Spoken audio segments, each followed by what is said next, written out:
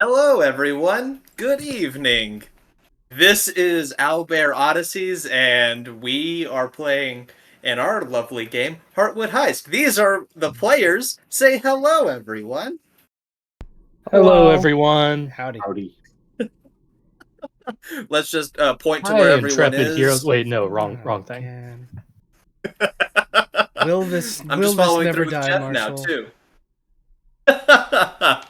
Okay, so we are going to kick this off with our intro sequence, and then we'll go into a recap before we kick it off. Hit it, Shane.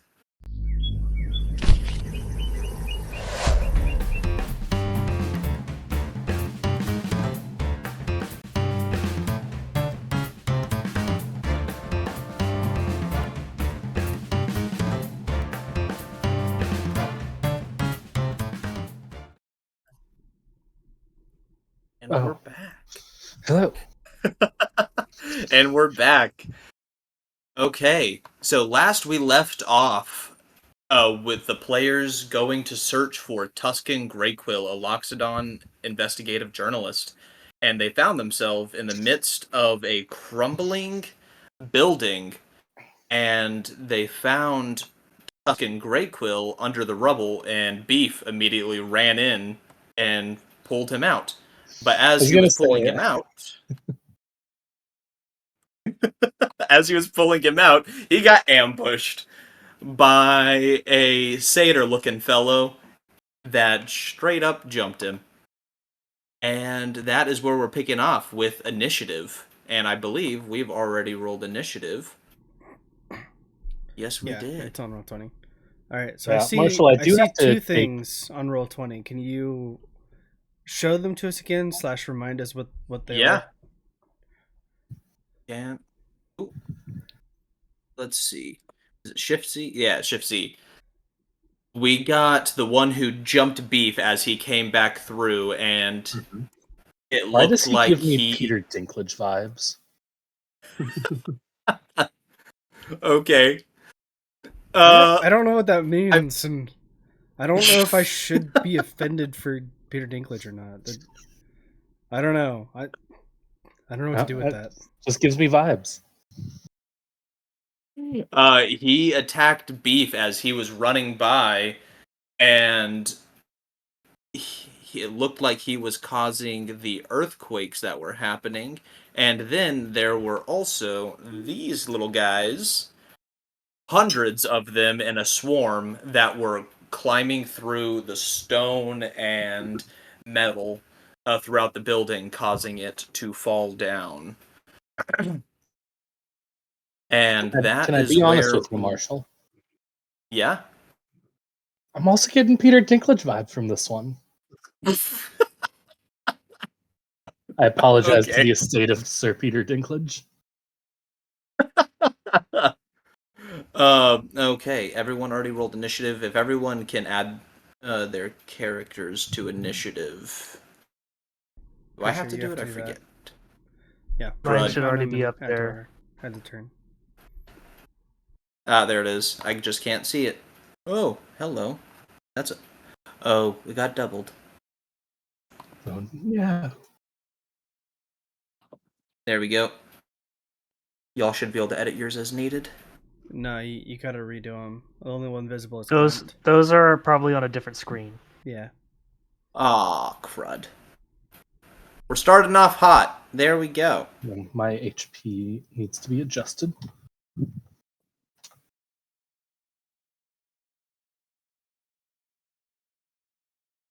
have to zoom out really far. Ah! Oh no. I really need a mouse instead of a touchpad. Ooh, yeah. There we go. Don, you were just added. So to anyone who's here and enjoying this lovely silence, comment down below or share in chat, depending on what platform you're watching this on, what your favorite Gremlins movie is. Gremlins 1 or 2. I think there are others, but I haven't seen them. Oh, I don't need 2 Glints. Silly me. I personally think that 2 is better just because it leans more into the dark comedy of the Gremlins franchise. I was wondering if you were going to give some commentary yourself after asking for a favorite. Yeah, of course. I would never give an assignment that I'm not willing to complete. I think that 2 just capitalizes a bit more on the fact that the gremlins exist in this world. I've never seen Gremlins in 2. this world. And I'll bring up an age-old question. If you can't feed them after midnight, when can you feed them? Because it is technically always after a midnight. That always that's bothered true. me. Yeah. Is it like I the feel like biological it's clock matched up with whatever time zone they were in? I mean, how would they know how to do that? It's whatever their circadian rhythm's at. Do the gremlins respect or follow daylight savings time? There are only 2 movies. I think it's like Dresden Files magic rules of like daybreak is what resets the clock. So after midnight, so from midnight to daybreak is when they can't be fed, would be my guess. Haukin, if you can add your initiative, you should be able to on Roll20. Ding ding. There we go. Oh, dang, you got a 17. Look at you. Woo woo. Y'all are just beating all of my rolls. That's the idea. The gargoyle does act on a separate turn order, right, Austin? No, the gargoyle wasn't summoned. Oh, the gargoyle wasn't summoned. I just have that there. When was the ferret here? Is the ferret here? It's probably in his dimensional pocket. Good. Okay.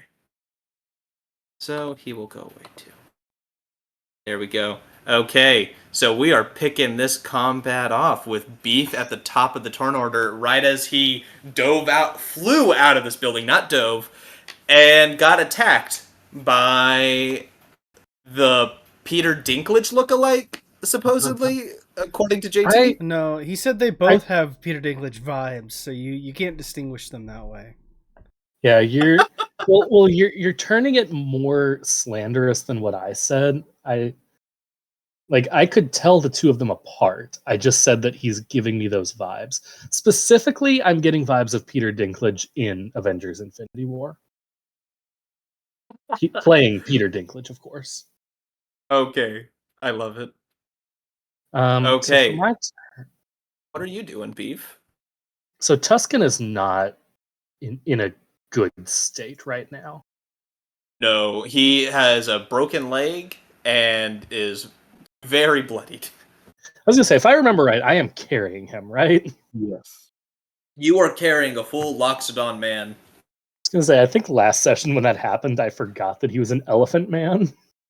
Yeah, you're not struggling right now. You rolled high athletics last time, but you will have to make rolls while carrying him. Isn't nature beautiful?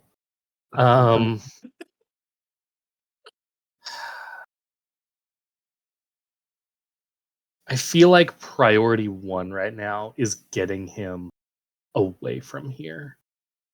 So carrying him, I'm just gonna run. Okay. Which way are you running? Well, that's what I need to figure out, because I'm not convinced I could make this crack. Okay. Yeah. Does that crack represent a hole that we'd have to jump over, or do we have to run around it? Or? Yeah, there is a fissure there that just opened up from those little termite dudes, stone burrowed termites that are crawling through the ground. You feel shaking still. The whole ground is still shaking. You know what? I have a good movement speed, or a good jump distance. I have both. So I'm going to give it a try. This is also difficult terrain if anyone does not have uninhibited. Did not know that. It's not uninhibited. Yep. Just a heads up. Okay. Then it would take all my movement speed to get there. So I'm going to give it a try. What do I have to do? Give me... Oh, so you're trying to clear the fissure, too. Yeah, I've got a good jump. Okay. Give me a double athletics check. The first one Okay, so- for carrying Tuscan. Okay. That is going to be a solid 25. Oh, yeah, that definitely succeeds. What's the second one? Another 25, actually. Yep, you definitely got it. It was a pretty high DC, but you cleared that with ease. And yeah, you're able to make it across with Tuscan, but as you do so, Ooh. more of those things pop out of the ground. Yikes. Are they popping out on my turn? On your turn, yeah. Okay. And they come out from in the fissure as you're jumping over. They are all swarming outward. It looks like just basically a bunch of beetles climbing out of a hole. Okay. And they will make an attack against you. All right. I'll allow it. Thank you for allowing me to attack you. Does an 18 hit you? An 18 does hit me. Okay. So are they going to be like arresting my movement and pulling me into the hole, or are they just like clipping me as I go by? They are trying to pull you in. I don't like that. That is 8 piercing damage as they just claw into you. Okay. And I forgot the other D6. My bad. Hold on, there's more. But wait, there's more. Wasn't enough damage for Marshall. He had to add a d6. Oh no, not just 1d6. I forgot to roll the other damage. That will that be. was a joke. No, it wasn't a joke. That'll be another 10 slashing damage. And you have to make a strength save. All right. Your funeral.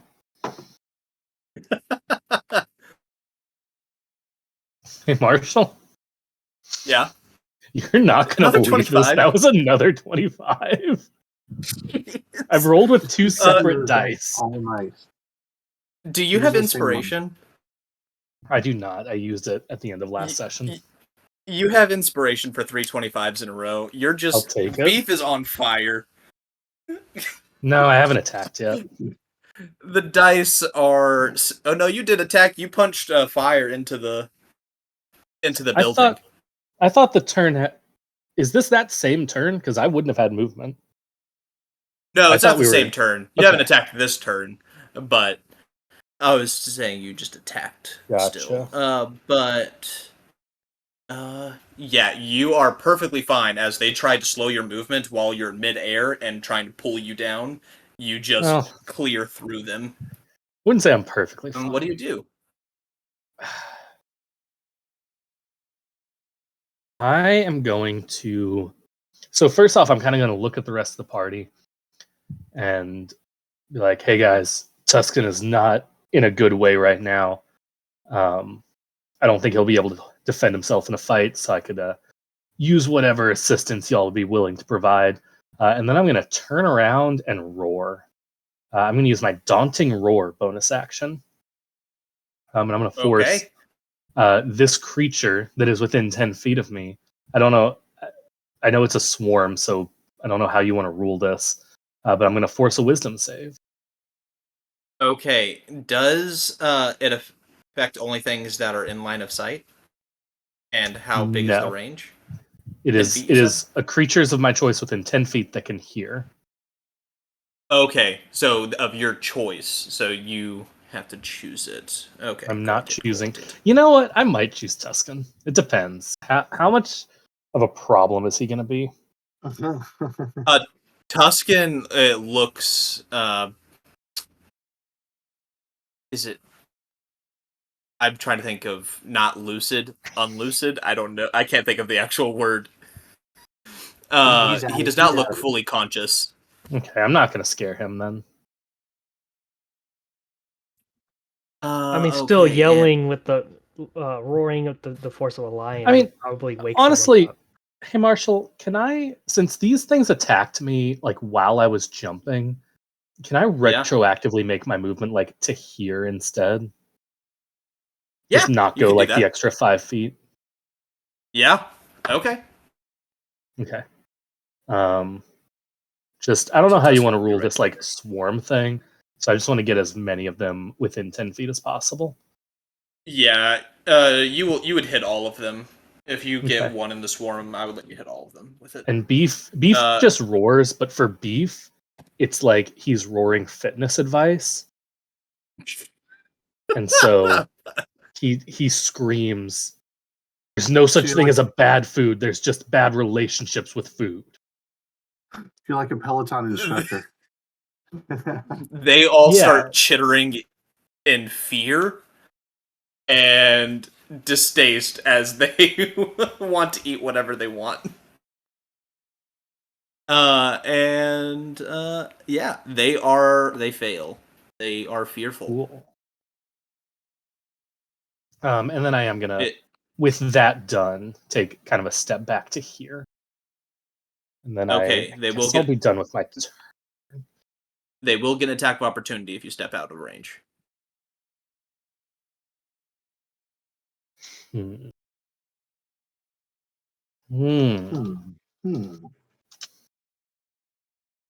Yeah, I'll stay in range then. Okay. You can move upwards still. I'll just get away from the crack. I'm like, technically, I still have an action. Yeah, you do. You know what, buddy? We're gonna hit him. Go for it. Marshall, so again, ruling this as a swarm, however you would like. Would I do better by doing a cone attack than a punch? Not necessarily. The way mechanically, the way swarms work, you'll do damage either way. You'll do enough damage both ways. Unless they're resistant or immune to something. Then I'm just punching them. Okay, go ahead and just punch. The streak ends. That's going to be a 15. 15 hits. Okay. What's that damage? Ooh, that is going to be 12 damage. 12 bludgeoning damage. Is your fists, are they magical? Are they? I think so. Let me check. Do you have 6 levels in monk? Yes. Then yes. Okay. Okay. Couldn't remember when that came in. Yes, I do. As you punch, you just see a good 1/6 of the swarm just shrink as a lot of them just crack and turn into rubble. Cool. Well, I'm going to do it again. Do you have another attack? Okay. I do have another attack. That's a nat 20, baby. Jeez. Roll those dammies. Well, it is overall less than last turn. Wait. You don't roll. Remember, for my crits, you don't roll. For the secondary dice, you get max. Oh, okay. Then that will be a total of 14 damage. 14 damage. You just see half of them get crushed and they shrink. The swarm gets smaller. Cool. Is that all for you? I think that's all for me. Okay. And next up, we got Haukin. Yeah, well, I've heard the plaintive cry of my friend Beef, who's requested our aid, and of course I'll come to his aid. So Haukin's going to rush in and I'm gonna go up top here. So he's sorry. Gotta grab my selection. There we go. So he's gonna move up here, and I'm going to attack the swarm of what are they? Rock mites? Is that what you said? Rock termites? Yes. All right. So just a basic attack. Made that With attack. I guess unarmed strike. So survey says that was a 26 to hit. Ooh, Definitely hits. ooh, All right. monk power. So there we go. So let's see, do 5 damage from that, and then take a flurry of blows attack as a bonus action. Okay. You have 2 attacks with your multi attack as well. Oh, yeah. Well, do I need to hit him twice, or can I do the flurry of blows right after, or does it matter what order I do them in? I mean, do I do both think attacks the and way then the bonus flurry. action? Or? Shane, correct me if I'm wrong. Isn't flurry of blows worded after you make your attack action? So you'd have to make both multi attacks. Not a clue, dude. Okay, I forget about that one. You can go ahead and do flurry of blows if that's what you would want to do first. Oh wait, well It is I don't- after you take the attack action. Yeah, But I don't know if you have to take both of your attacks, but you have to have at least attacked.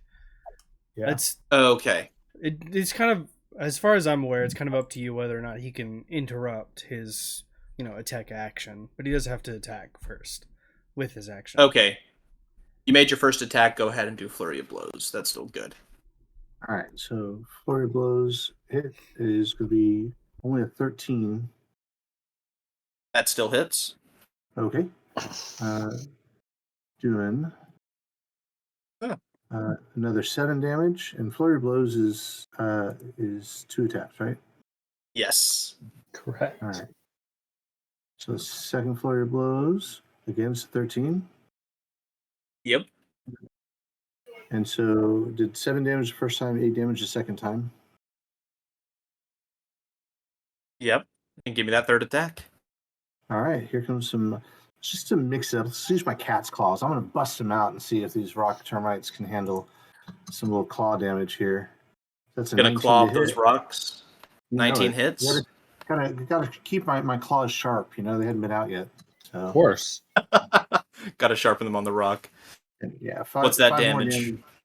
5 more damage total. So That is just enough to finish them off as they dissipate into just rubble.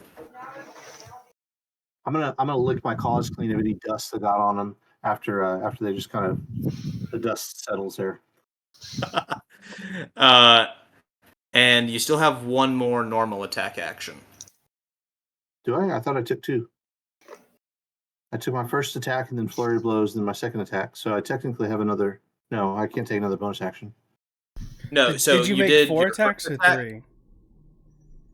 3. You should Yeah, have 4. you have 4. You have 4. Oh. I don't have enough Did you make movement to- 2 flurry of blows attacks or 2 of your regular attack? I made 2 regular attacks and 1 flurry of blows. Then you have another flurry of blows attack. No, I did a regular attack and then 2 flurry of blows and then a second regular attack. Oh, then that was 4 attacks, and that would be all. Yeah, okay. Oh, Gotcha. okay. That's 4 in total then. Yeah, you used all 4 to kill the thing. So, yeah. Okay. Is there anything so, else you want to do with movement or anything? Yeah, I'm gonna now that the immediate threat of the close termite thing has gone, I'm going to step over to Beef and see if I can help him shoulder the burden of Tuscan and move back toward our the rest of our group here. Okay, so you're going to move forward? Yeah, so I'm gonna just move up to Beef and see if I can lend some strength to help him carry. Marshall was Tuscan. waiting for that one. As you attempt to move forward, a lesser rock elemental, earth elemental, comes out of the ground and attacks you.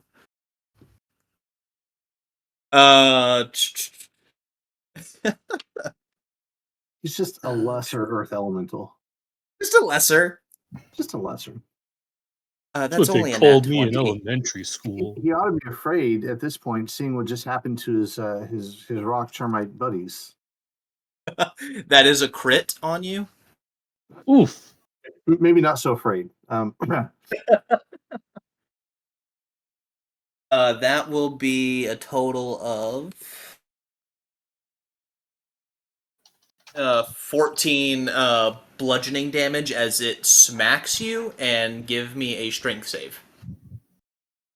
Just a second, let me hit the damage there. So that takes me down to 59, and my strength save is 12.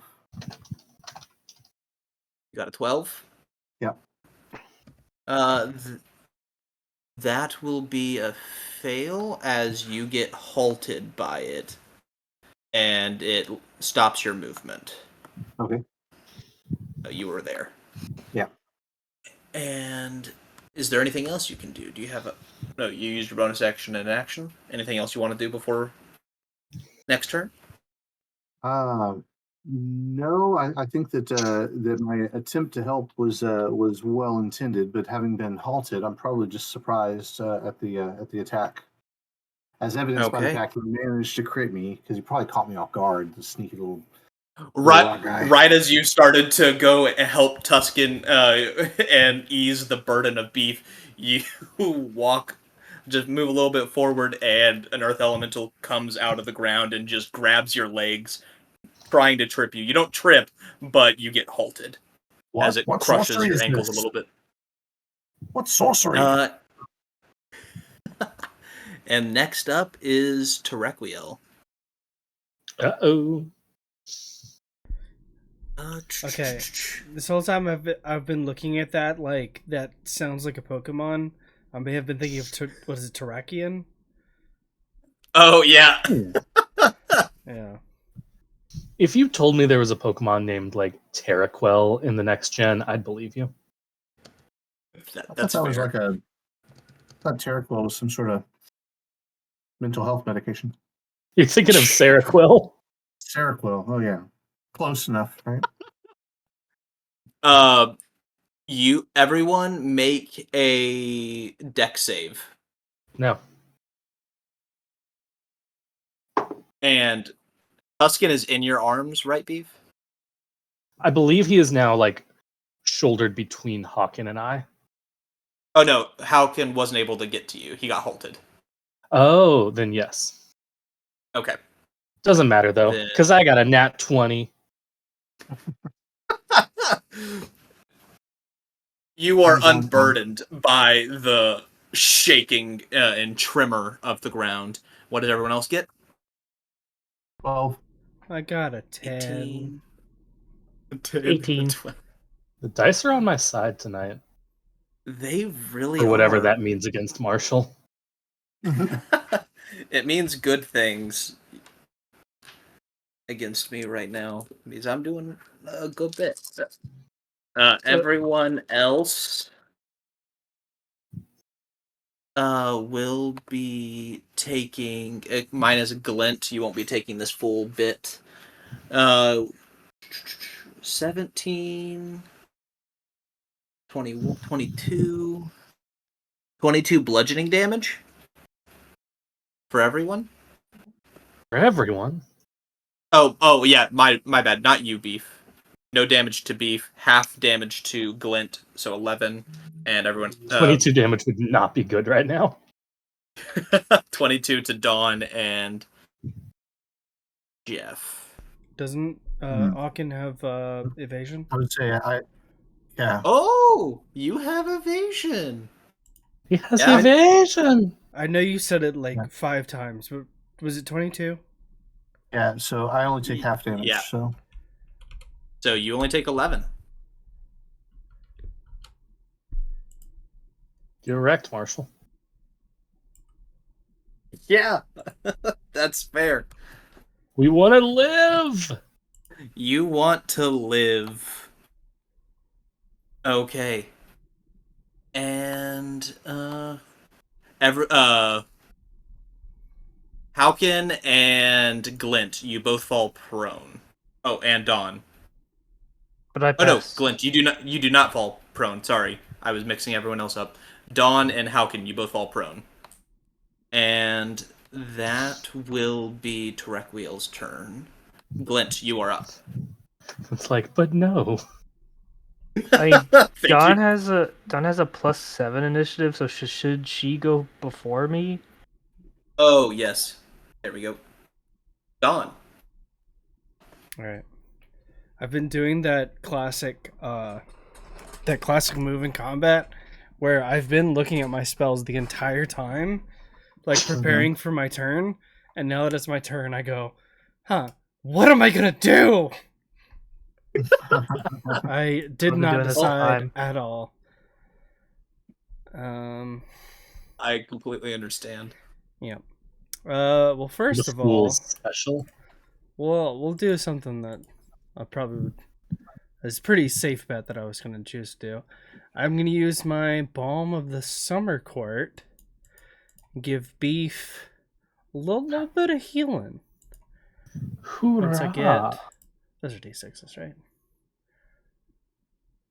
Alright. Yes, okay. Sorry, I'm having to look at things. I'm going to use Roll those 3 of my D6s. D6s. Oh, I rolled Nice. low, buddy. I literally got a 1, 2, and a 3, so you regain 6 hit Oh my points, goodness. and then you get 3 temp HP as well. Okay. So I'll take it. 9 in total, but still bad rolls. I just need to survive to next turn. Alright. That's Sounds fair. like when I can rage. Yeah. Because I've been very caught up in other things right now. Oh. Well, unfortunately, I'm prone. So I have to get up. And then I only have 15 feet of movement.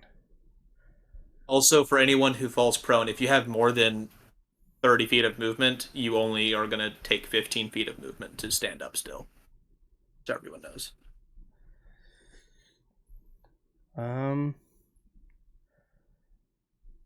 Is the earth elemental, is it like grappling Haukin, or what did it do exactly? It Halted just him. halted him. He grabbed his legs, but he let go. He's not grappling him. Okay. In mechanical terms, he sentineled him. Okay. Is it, what size is the creature? It is large. Okay. Ooh. I'm gonna I like that. Boop. He's a lesser large. Well, actually, boop. Yeah, he's not that large. Use my Nah. 15 feet of movement to go. Wait, actually. Sorry, I know this is not entertaining. Okay, I'm gonna go over there, and then I'm gremlins gonna too. use my attack or my action to cast Thorn Whip and try to attack this Earth Elemental. As you attempt to move away, another one appears, Okay. and they will make an attack on you. And they will miss and fall on their face. Aha. As it tries to appear out of the ground, it trips on the ground. Yeah, And you that's were good. right. That's right. That's what I thought. Anyway, yeah, I was still gonna attack the other one. Okay, go for it. Oh, that landed cocked on against the side of my thing, and it was right about to be on a 20, but it wasn't. Oh, Well, that's less good, but it's still decent. Dirty 20. dirty 20, that definitely hits. Okay, it's gonna take some damage, but also, if it attack hits, the creature takes the damage, and if its creature is large or smaller, you pull the creature up to 10 feet closer to you. So I'm gonna yank him 10 feet closer to me. And he's gonna take, wow. D6s are not my friend today, people. Because that was a 1 and a 2. no. He takes 3 piercing damage. Oh. That's something. Y'all can't see his health right now. That did a little bit. I can move up. Is that all for Dawn? Action, bonus action, movement. I think I'm done. Okay. Next up, we got Glint. Did that Earth Elemental use his reaction to attack Dawn? Yes. Okay. You're welcome. Thank you.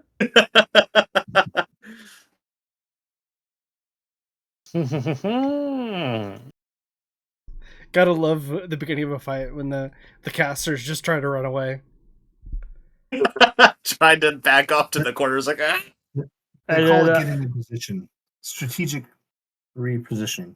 I'd like to cast Mage Armor. Go ahead, cast that mage armor.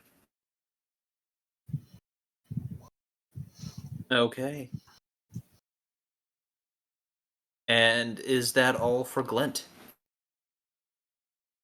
Yes, this should be it. Okay. Next up, we have the Lesser Earth Elementals.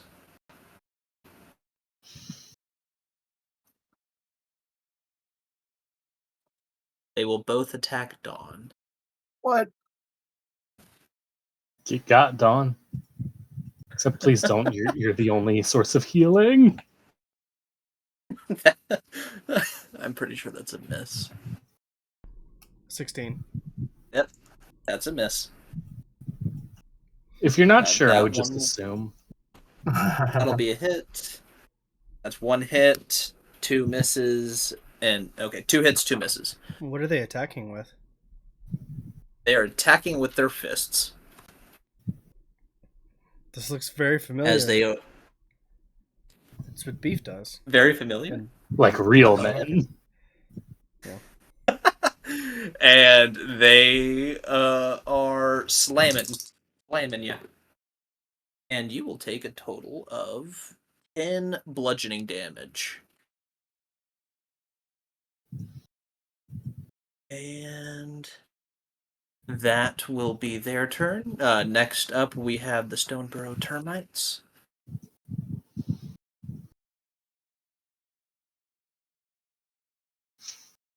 We'll say for the most part, Beef is like, it's another fight. He's not necessarily happy about it, but also, like, these earth elementals, they're not flinging magic or using any trickies.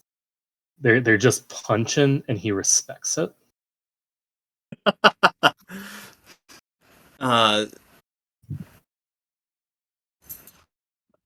That one disappears, and one appears right beside Dawn and Glint.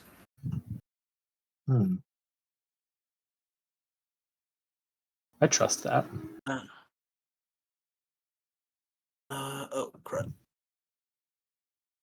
I see they left the turn order.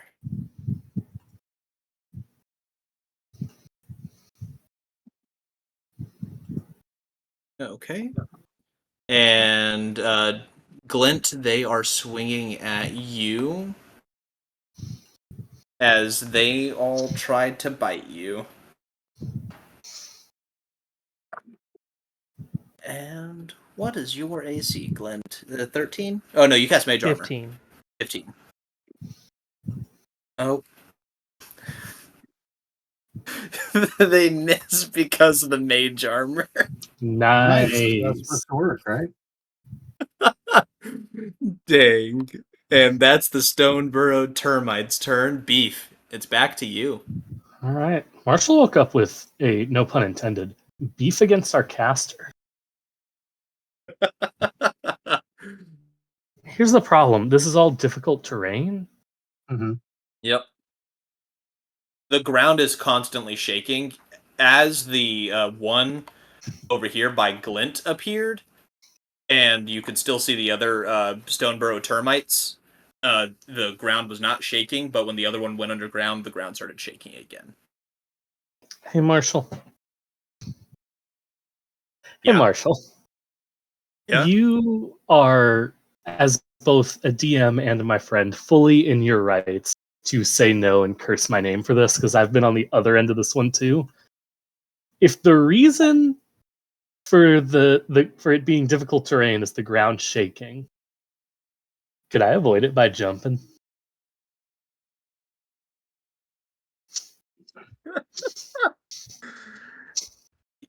Yes. Ooh. Boop.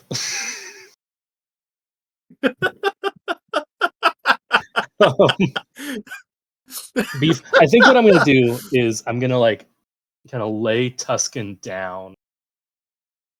Oh, okay. Or I'll take him with me. Oh wait, are you were laying him down by the fissure?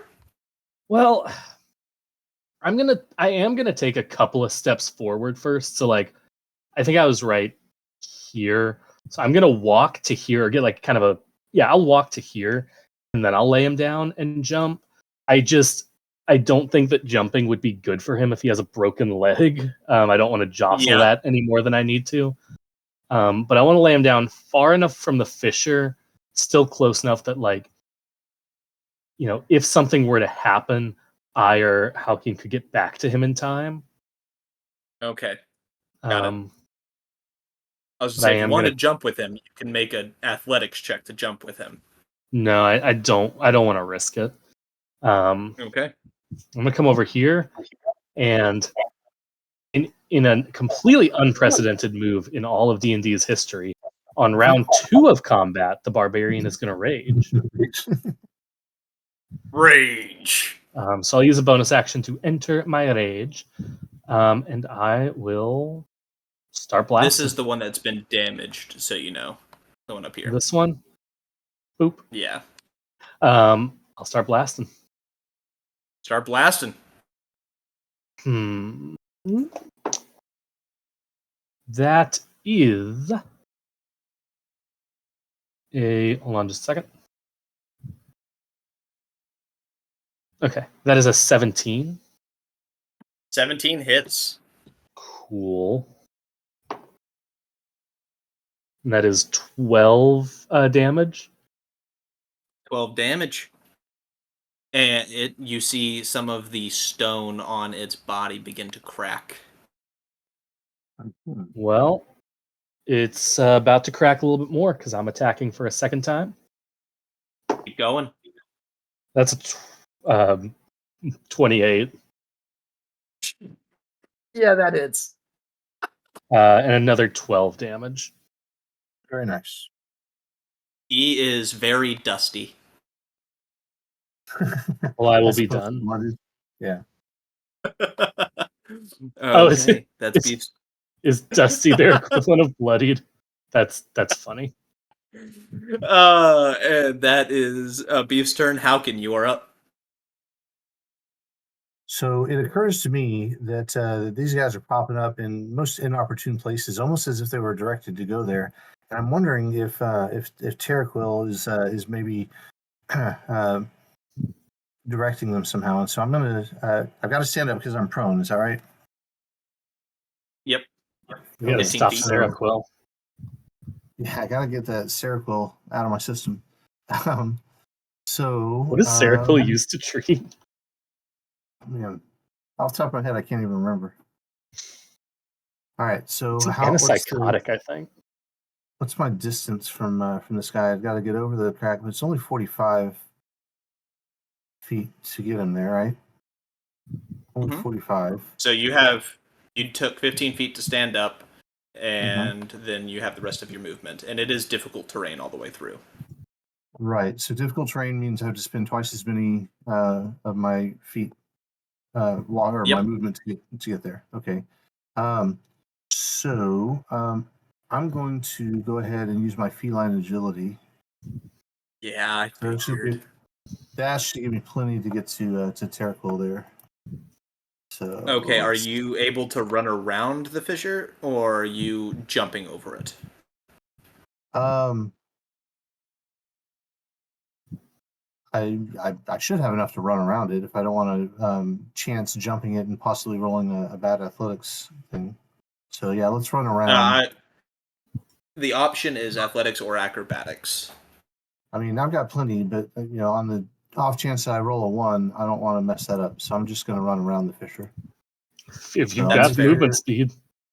Yeah, I've got the movement And speed. So you're a tabaxi monk, you do. Yep. All right. So here I am, and I'm going to attack Terracool. Give me those attacks. All right. So, is he a Fey at all? I mean, should I try using my my short sword, or should I do an unarmed strike here? Do I know if he's Fey or not? He seems to. He looks like a satyr, but he does not fully look like a satyr. But if you were played by Peter Dinklage, Yeah, a Peter Dinklage satyr. You gotta get Sure. off of that, buddy. let's actually Test it out. I want to see the sword in action. Yeah, I'm gonna use my Feybane sword here. So let's see to hit. How do we do there? That's a 12 to hit. Yuck. 12 to hit, that will not hit. Huh. Well, can I take my second attack action there? Yeah, go ahead, take your second. All right. Man, that's not any better. I rolled 12 both times. What's the matter with this? You have yeah, Yeah, I almost said initiative. I could. Inspiration. Yeah, I could. No, actually, I don't have inspiration. I used it last turn or last time. Oh, okay. I could use a key point or 2 key points to add. Where's it? Where's my other action?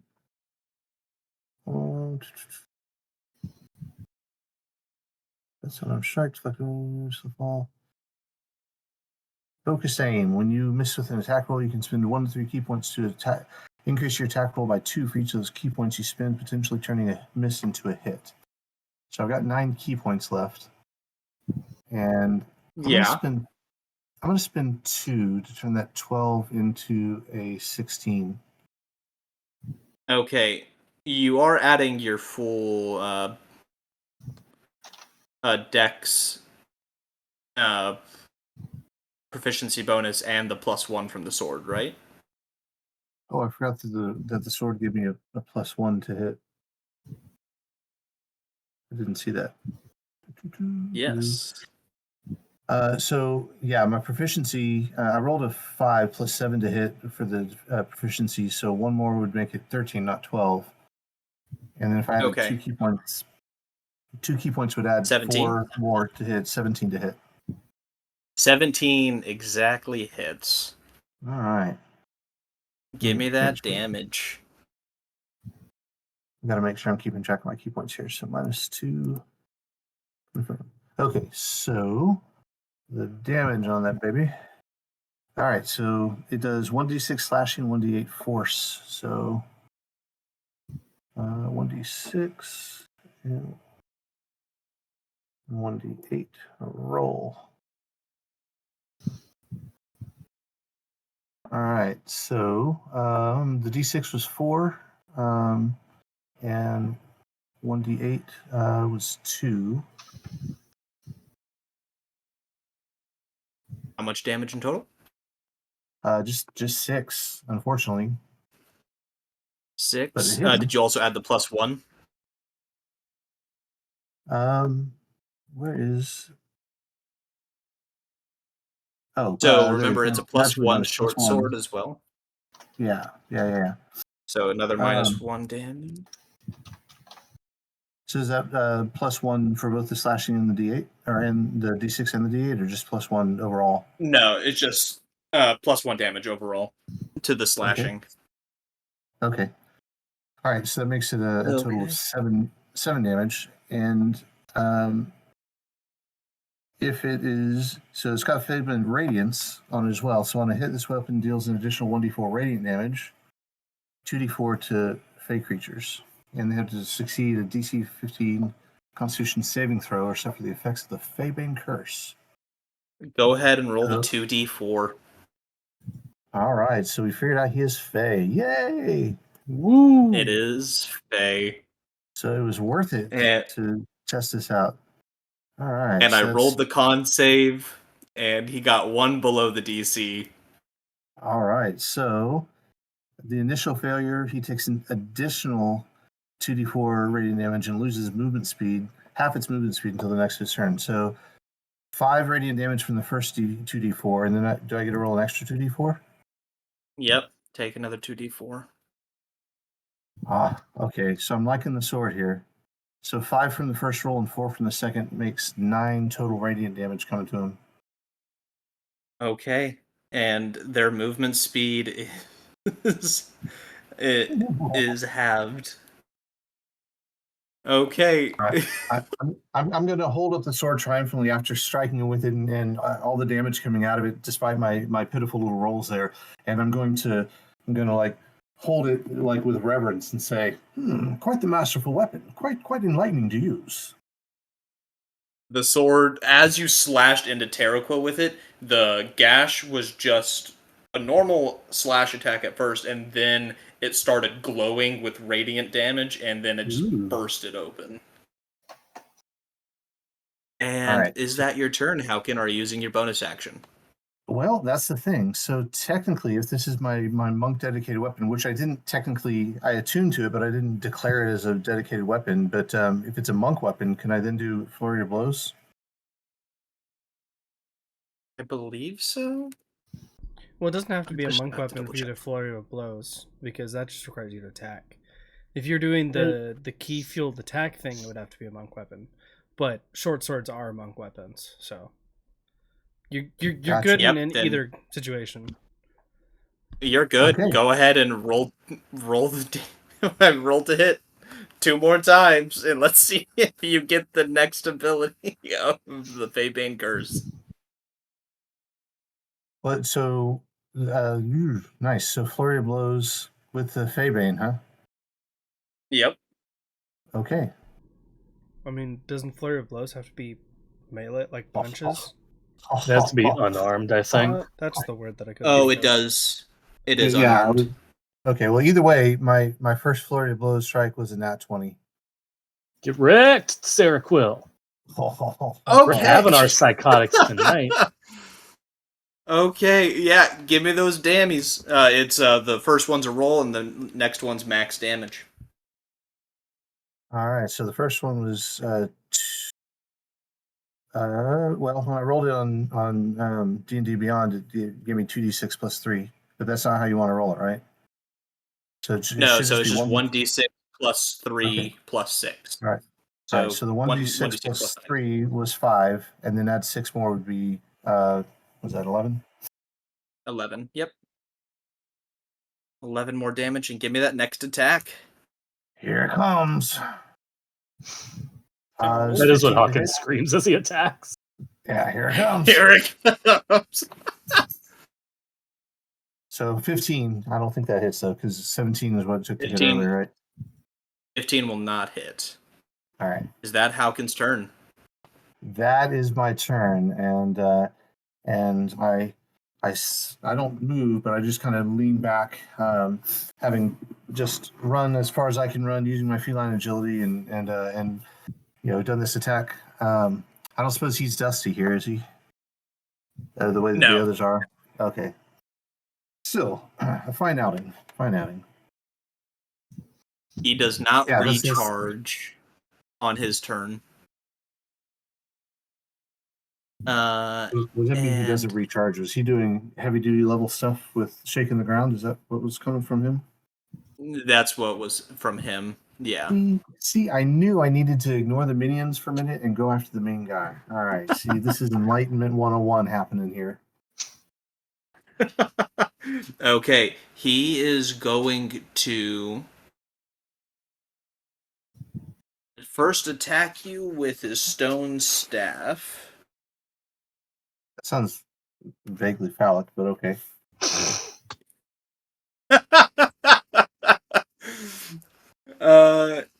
Okay. That will be a total of 1t bludgeoning damage as he smacks you in the face with it. Oh, 20 bludgeoning damage. I heard you 1t bludgeoning damage.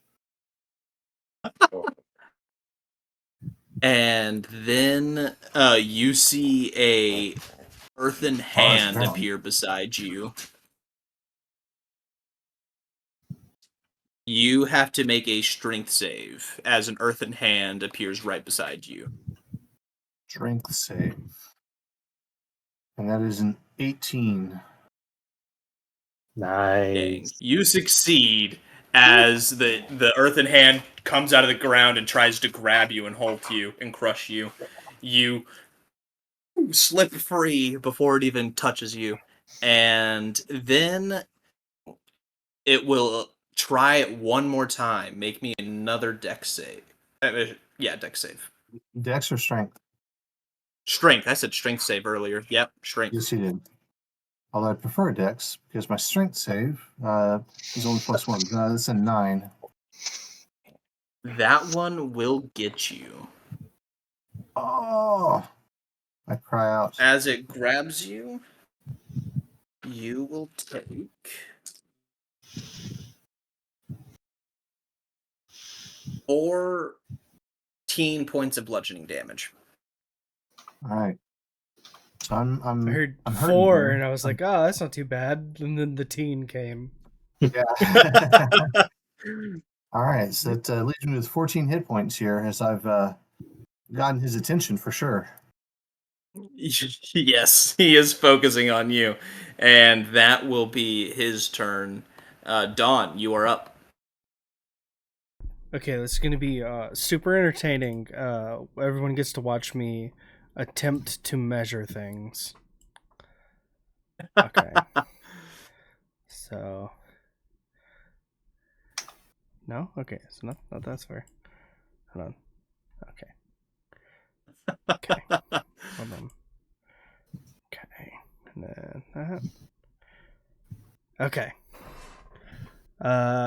I am going to use my bonus action to use the Blessing of the Raven Queen to bamf over here. Roll Bamf. And then I shall use my action to cast. Well, if it lets me scroll. Oh my, there we go. To cast Mass Cure Wounds, targeting all of the party as well as Tuscan Greyquill, as I can choose up to 6 creatures. Yeah. And they're all within 30 feet of me. Thus the measuring. Nice. Nice. So Give me those heals. And thus the Bamf. Yep. Okay. That Bamf. So good. 3d8 plus an extra d4 because of my moon sickle. That's Why so did I pick good. that d4? Okay. I did get a Did the 1 affect on the one of the D8s? d8s. But the others were 6s, so Okay. total of 20. So everybody regains 20 hit points. I suddenly feel better. Quite a little. That helps. Tuscan almost fully heals. Cool. Oh, he's weak. As Yeah, true. And then I shall use the elementals are just punching, so they're not. It's not like they're carrying like halberds or anything, right? No. Okay. In that case, I shall But use. it looks like they do have. It does look like they have very long reach. Oh, They're carrying halberds. They're just not using them. all right. Well, I guess I'll stay where I am then. That shall be my turn. Okay. That will be your turn. Glint, you are up. All right. Let's see. We're gonna.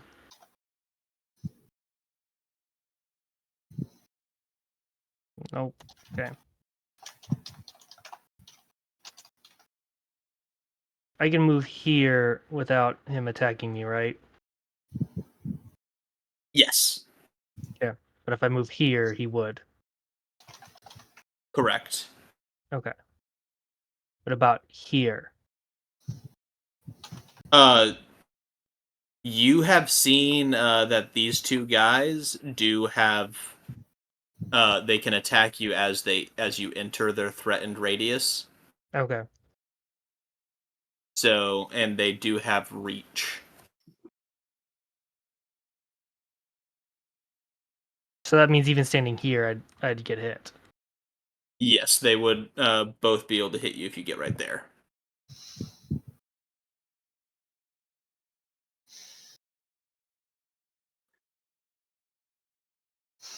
Okay. I said it before. I'll say it again. Marshall does not like the casters today. Then I'm a Misty Step here.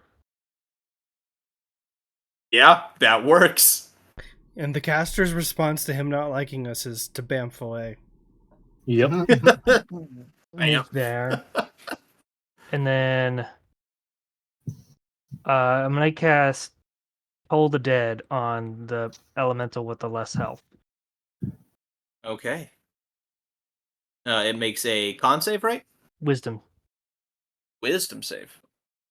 That will fail. Okay. So Roll that'll those be dammies.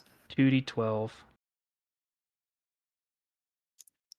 I almost tried to type in 2d12. 13 necrotic damage. Marshall. This thing is very dusty.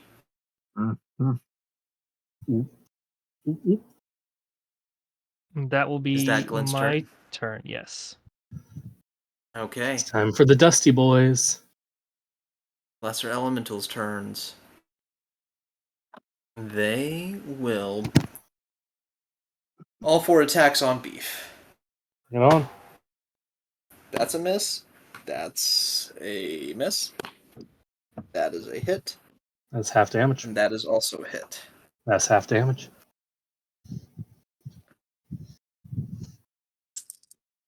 I don't know why I'm gloating. Like, this is Marshall damage. Half damage is still probably going to kill me after 2 attacks. That first one will be 7, and the second one will be 4. I'm assuming those are already halved. Those already have. And then that is their turn. Next up, we have the termites as they enter here. Hey, Marshall, Yeah? can you give us a sound effect for the termites? Ooh, Oh, I'm thinking some sort of chittering sound. Okay, I dig it. Dawn and Glint, you're both. I mean, not Glint. Dawn and Beef, you are both going to get attacked with this because you're both within the swarm's range. Hear me out though. Nuh-uh. Is Tuscan also being targeted? I was wondering that. Oh, thank you. Tuscan I mean, is I also know I within shouldn't that have said range. anything, but Tuscan's nothing if definitely not going a to get man hit of by honor. this. But hear me out. Nuh-uh. Agreed. That's a fair statement. Everyone is going to get hit, and Disagree. you are all going to take a good bit of damage. Everyone make me a strength save. 11, 12, 14.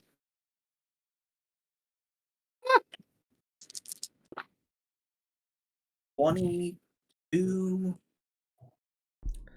I have a -1 to strength. I got a 4.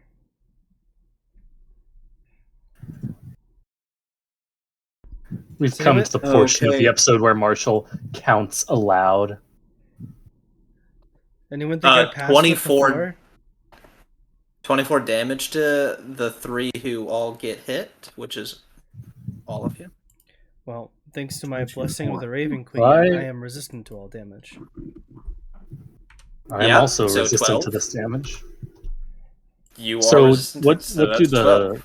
what do the strength saves do for us, good sir? What did you get? 26. Beef? Yeah, you're fine.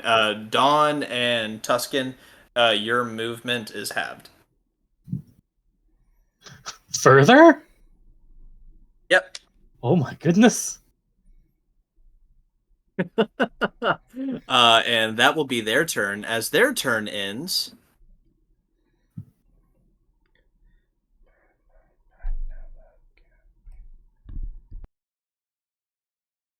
You can't. What? You Who arrives on the can't. scene?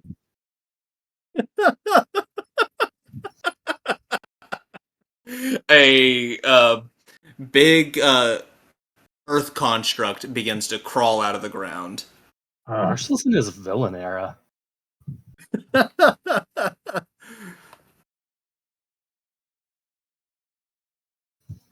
Marshall said, "It's me. Hi, I'm the problem."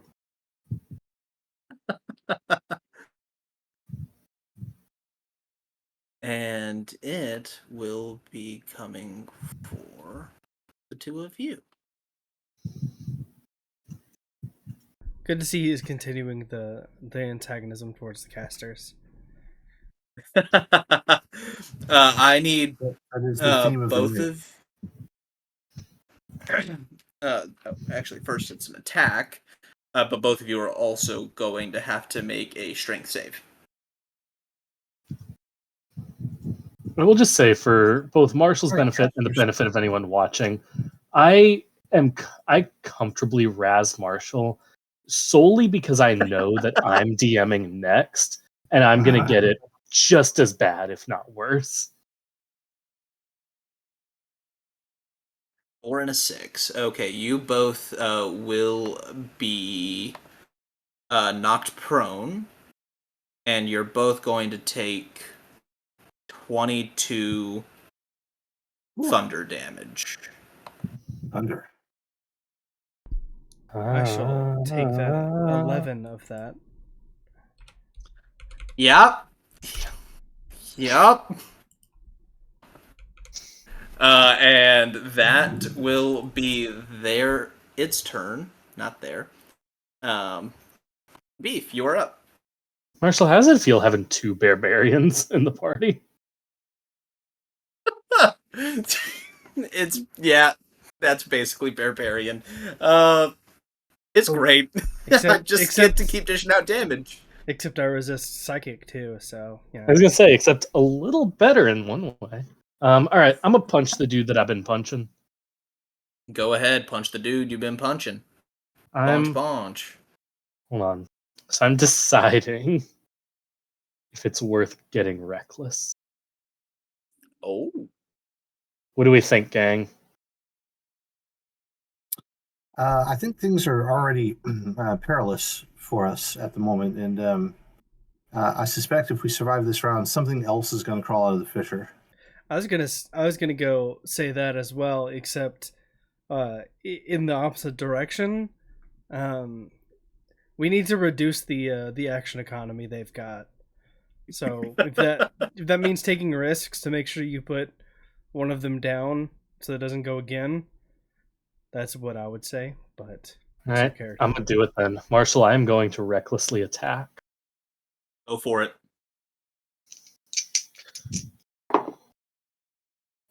Starting things off with. So sorry, this one landed on its side, so I'm gonna roll it. Go ahead. That's gonna be a 23. That definitely hits. And it's gonna be 11 damage. And this thing dusts away. There we go.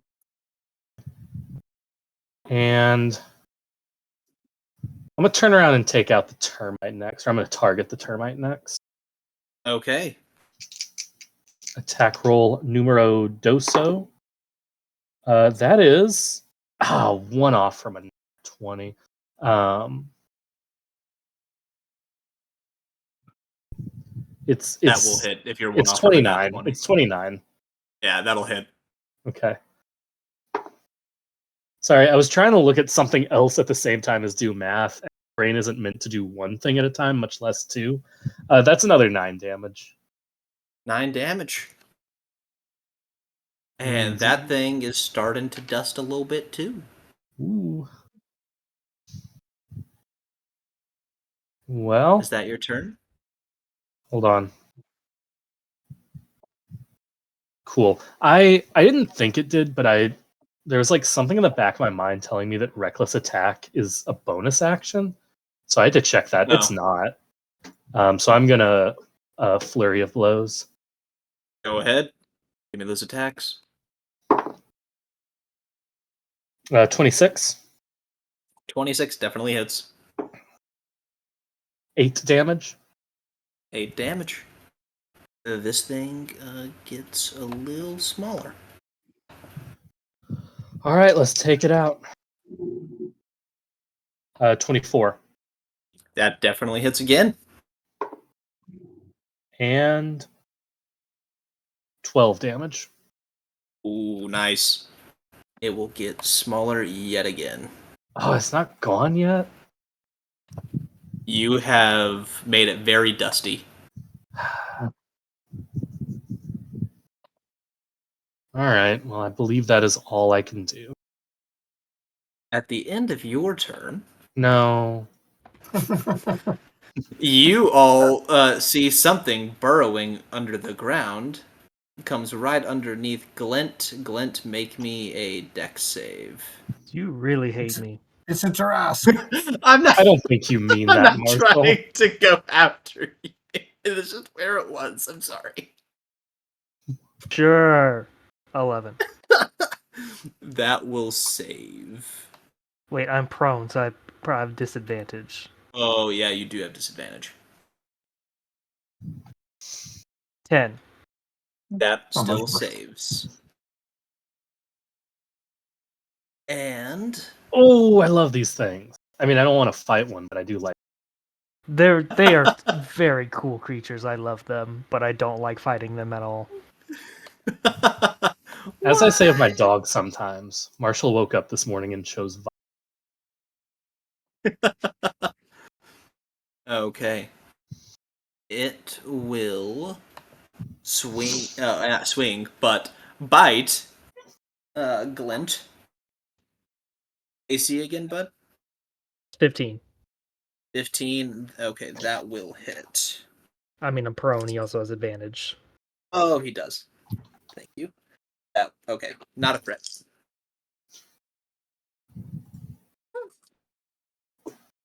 Ooh, okay. 23, 29, 34 piercing damage. As it chomps into you while you are prone. And that will be its turn. Haukin, you are up. Oh, friends, I fear we're outmatched, but I will do my best. So I'm definitely going to lay into Terraquil again with the Feybane. Yeah, go ahead. All right, come on, good rolls.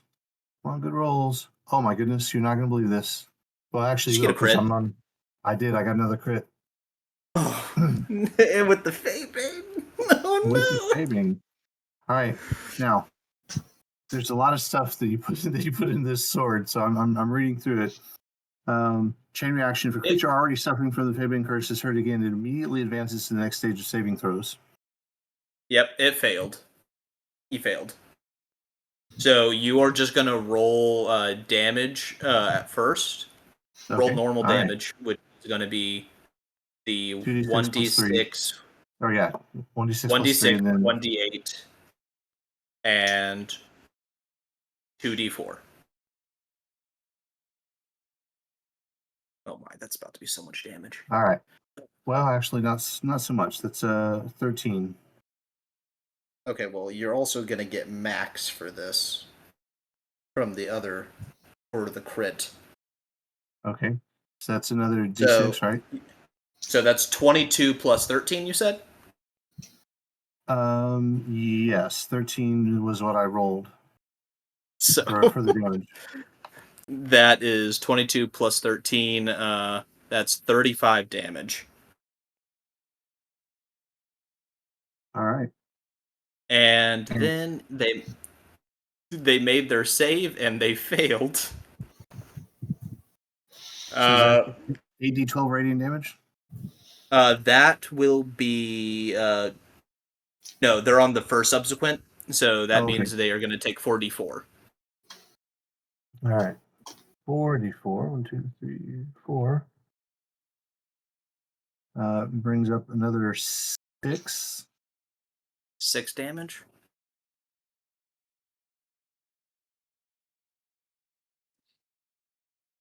And okay, yeah, another 6 damage. This guy is looking pretty bloody. And you can go ahead and give me that second attack. All right. Let's see if it'll roll another magical. No, I rolled a 10, so 17, 18 to hit. That hits. Jeez, All I'll right. make the safety. His con is really high. I have not rolled higher than a 3. We might survive this encounter. Maybe. I don't know.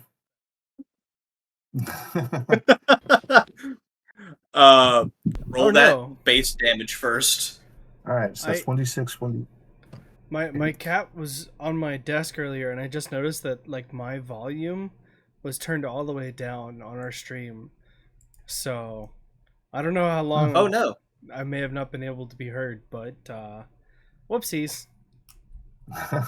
Oh no! Oh. All right, so for the damage, it's 1d6 and 1d8, and then is he also doing the radiant damage on this roll, or? Yes, they'll also take the radiant damage. Okay, and that's 4d4, right? 2d4. 2d4. Okay. Okay, so the roll from that is 19.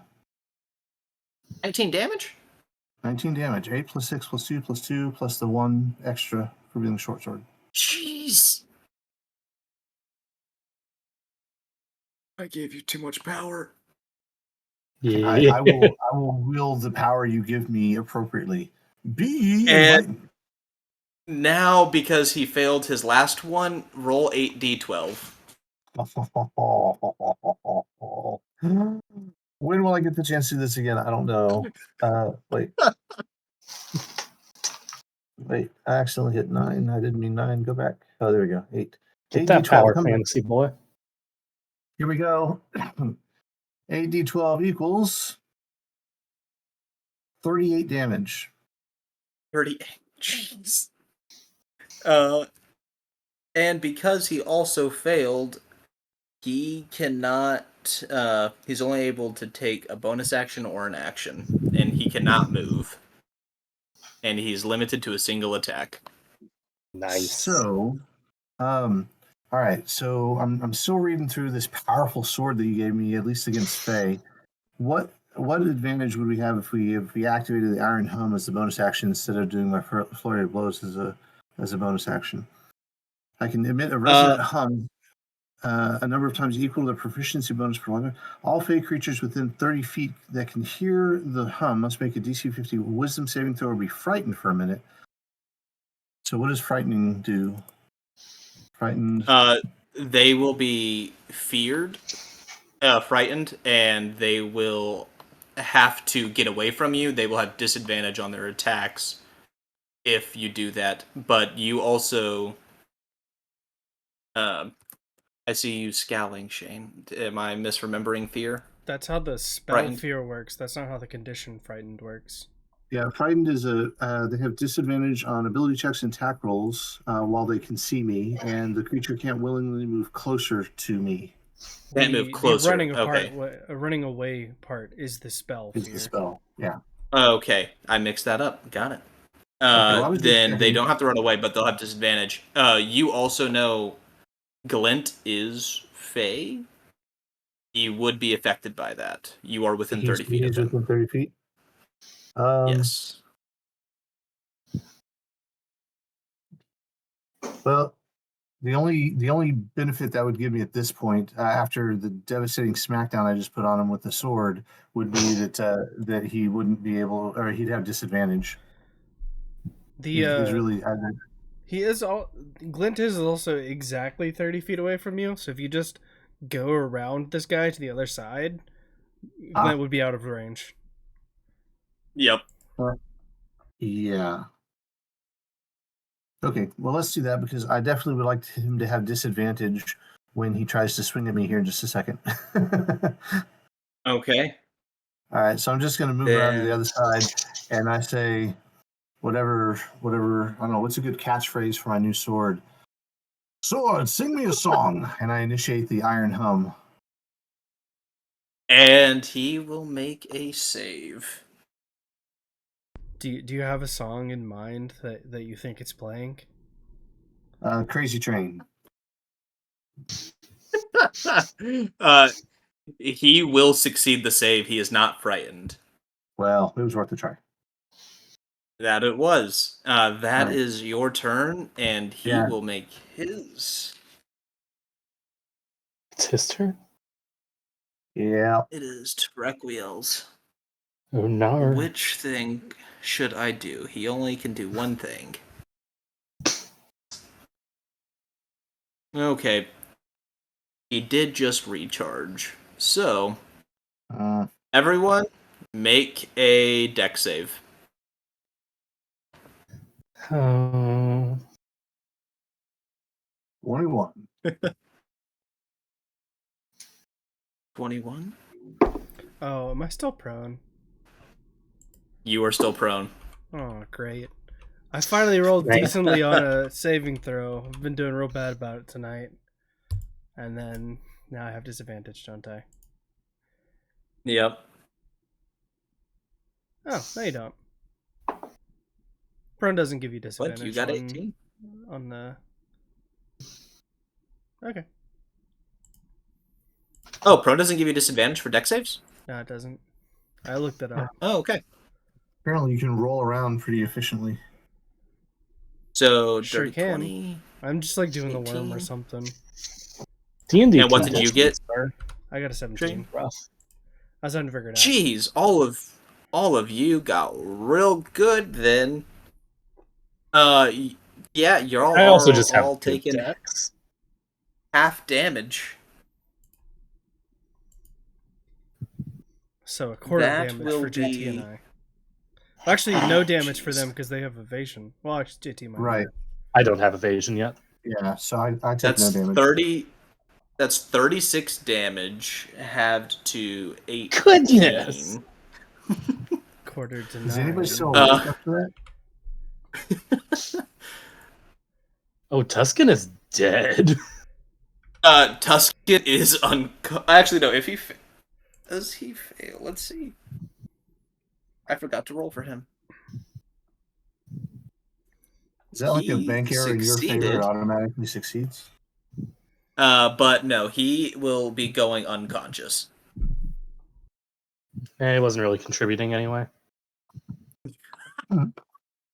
Well, we kind of need He him is because on that's why we death came here in the saves. first place. No, I'm saying we still want him, but in this fight, he hasn't really been doing anything. Terequiel, that is Terequiel's turn. Dawn, you are up. Well, this is bad. This turn order is so long. It truly is. So That it is. that wave of damage didn't affect any of his minions. No, it does not affect any of his minions. Fortunately.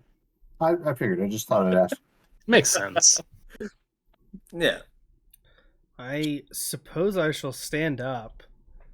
I'm pretty sure my movement Okay. speed is like 5 or something now. As many times as it's been halved. But Yeah. I'll stand up.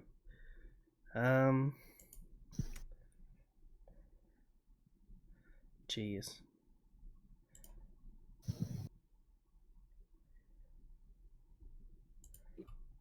I'm sorry. I did the thing. I was looking at my spells, and now I'm still not sure what I want to do. Pain. I've got too many, and not enough get it. at the same time. Always. We're gonna have a Shane You can- intervention. Terequiel is very bloodied. I don't have very much damaging spells. It's kind of not my thing. Not Dawn's. That makes thing. sense. What It's very did you much do at changed. with the wand of fireball that I gave you that had the 1 charge left. I thought you used that and then put it in the box. You put it in your box of deconstruction. I thought. I don't think so. I gave it to. I think he intended to. Like he mentioned it and then he didn't. Yeah, I mentioned it, but it had 1 charge left on it, and we gave it to whoever has the small familiar. Because it's you want to break it. That's what it was. Right. Just thought I'd remind you that there's a fireball available to us. I forgot about that. I think what I shall do. Nope, never mind. Doubted myself again. Okay. Shane's turn will come eventually, guys. It will. I'm sorry. I promise. I was looking at my spells beforehand. Okay. We understand. That's not.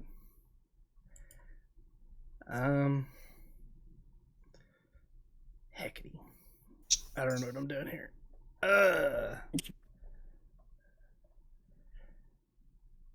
I think, you know what, I'm just gonna do something and stop thinking about it. I'm gonna do Mass Cure Wounds again. Okay. I think everyone's within 30 feet. Actually, Haukin may not be. Haukin's not anymore, I don't think. No, we're not. I guess I'll get everybody else though. Yeah.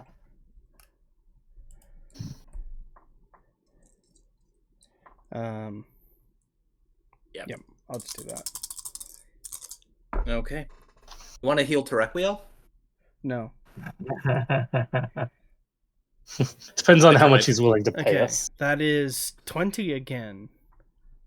I almost swore on the family-friendly stream. So Tuscan will get 20 back, and Beef and Dawn, and if Glint's hurt, I don't know how much he has or hasn't taken. Glint is at 2 HP. Oh, I thought you were still decent. Okay. Whoops. You gotta say something, my man. And then I'm going to use. Well, I need to mark off that slot. And then I'm going to use, once I find it, my subclass feature, Hidden Paths, to, as a bonus action, teleport up to 60 feet. So. Okay.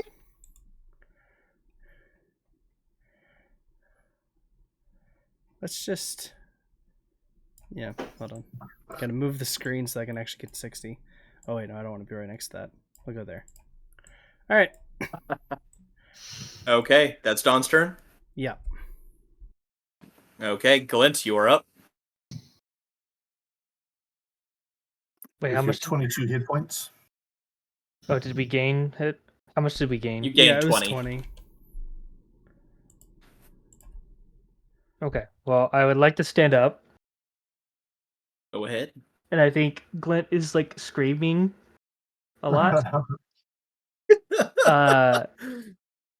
And, well, I want to, like, ask, like, would you roll a butter knife as a weapon?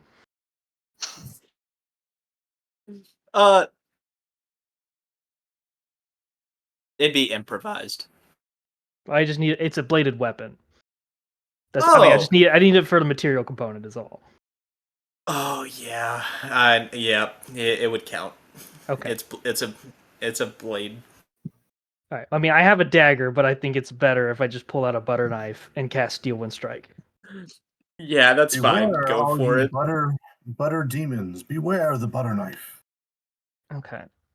So your dagger's just a sharpened butter knife. It's a very, very sharp butter knife. For cutting apples. So, and there's 5 of them. So all 5 of them are going to take damage if I hit them. So.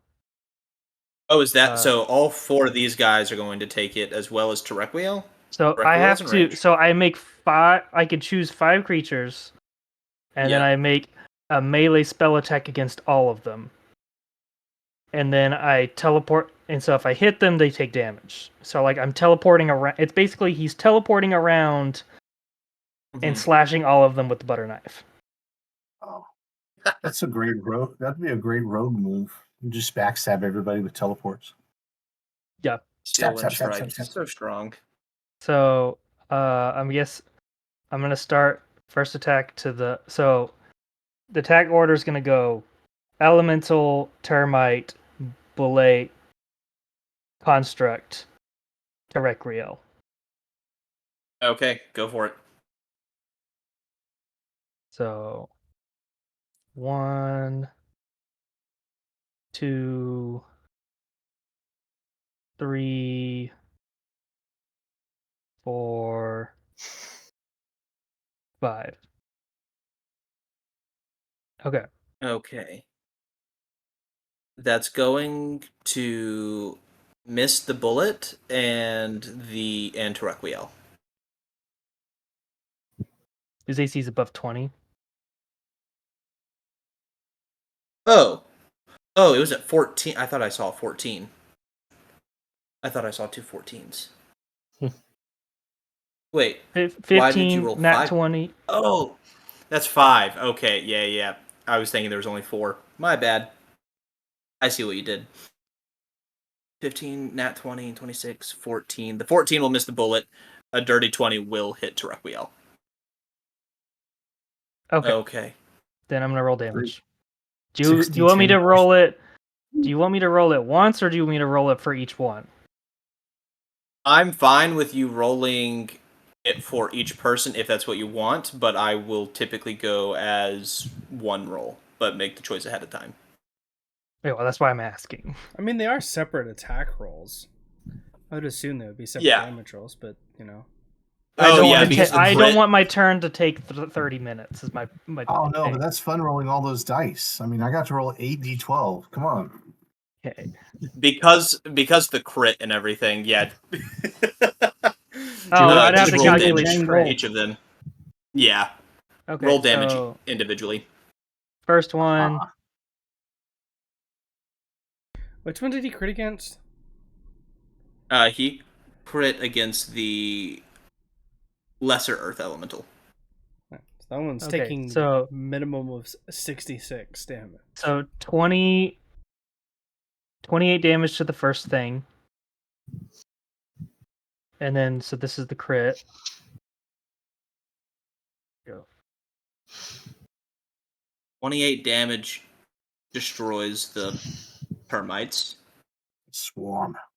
So crit. 62 points of damage to the crit target. Did you do the Perkins crit? The what? The Marshal crit we've been doing. Oh no, I didn't do that. Sorry. Well, either way, you kill it. Okay. Then you did more. So I missed 1, right? So that's 2, 3. Oh wait, you did the termite elemental bullet construct, right? Yeah. Okay, so 1, 2, 3. Okay, you missed the construct. You do hit the bullet. Okay. So third attack, 30 damage. And then I missed the fourth attack, fifth attack. Yep. 33 points of damage. That is exactly enough to kill Terrequiel. How do you kill Terrequiel? Oh, describe it. Make it glorious. So I think like Glint is like he's bleeding, he's concussed. He like gets up onto his knees, pulls out his butter knife, and just like screams and slashes as like it like as like the world like tears open and different images of him in a kneeling position teleport all around, slashing all of them. Stabby, stab. And he ends up over here. Nice. And as you kill Terrequiel, 2 more of those termites appear above ground, but then they instantly die. Are those ones that you were holding in reserve in case this lasted 2 more rounds? No, they're just all a part of Requiel. They were causing the shaking of the ground. There is no more. The ground is no longer shaking. So it's no longer difficult terrain. No longer difficult terrain. I'd like to spend the rest of my movement to run away. And that will be Glint's turn. It's not difficult terrain. Oh wait, no, you stood up. That's why you had half. Okay. Yeah. And there was one more. That's what we call the wizard special. Oh, there it is. One more that's funny. That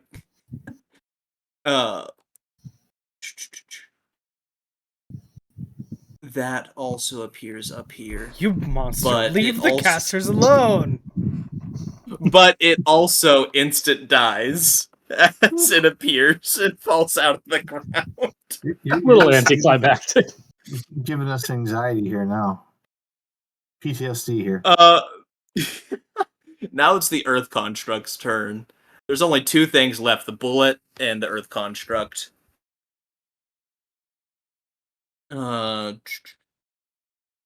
The Earth Construct will go after Beef. Bring it.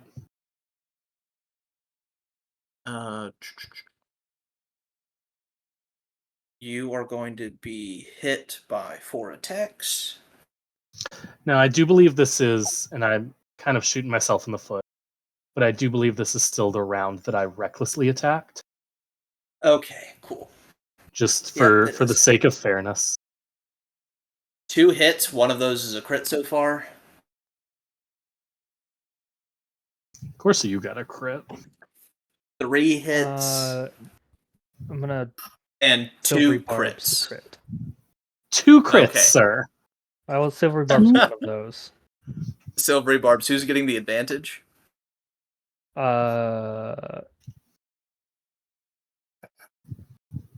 Beef.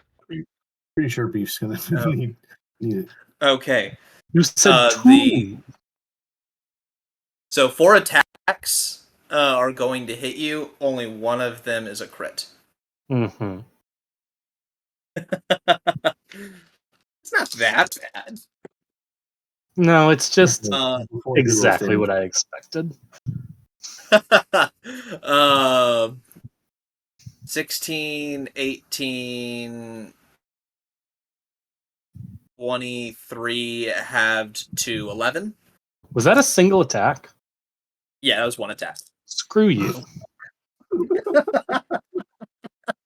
15 halved to 7.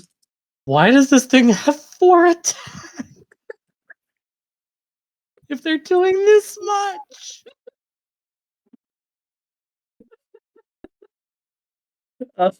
10 halved to 5. Okay. Was the 23 the crit? Yeah. Okay. And 15 halved to 7. Makes sense. Then one more thing from him. I don't think he gets to do anything else. He's already made 4 attacks. I'm seeing if he recharges. Hear me out, Marshal. Nuh-uh. He did! Where's my Uno deck? I forgot to do it at the beginning of the turn round. Then he you does missed the timing. recharge. You're my a bad. Yu-Gi-Oh player. You missed the timing. Okay, my bad. You have to make a strength save. Oh no, whatever shall I do? I do have advantage. But he already had advantage because he's raging. Yeah, I kind of hate that I used my advantage. But that will be a 22. 28 halved to 14. Marshall! How many hit points does Beef have now? I'm at 16. Beef, you're up. All right, I guess we're turning it back around. Teleport. Oh, wait. Oh, I forgot to have his health.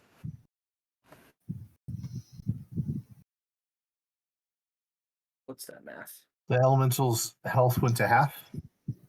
Yes, because Terequiel died. Oh, good. Okay. That's something. He is very dusty. What about the It's your bullet? turn. Did his health also? The bullet does not lose any health. The bullet did lose a good amount of health. It lost a third of its health due to a butter knife.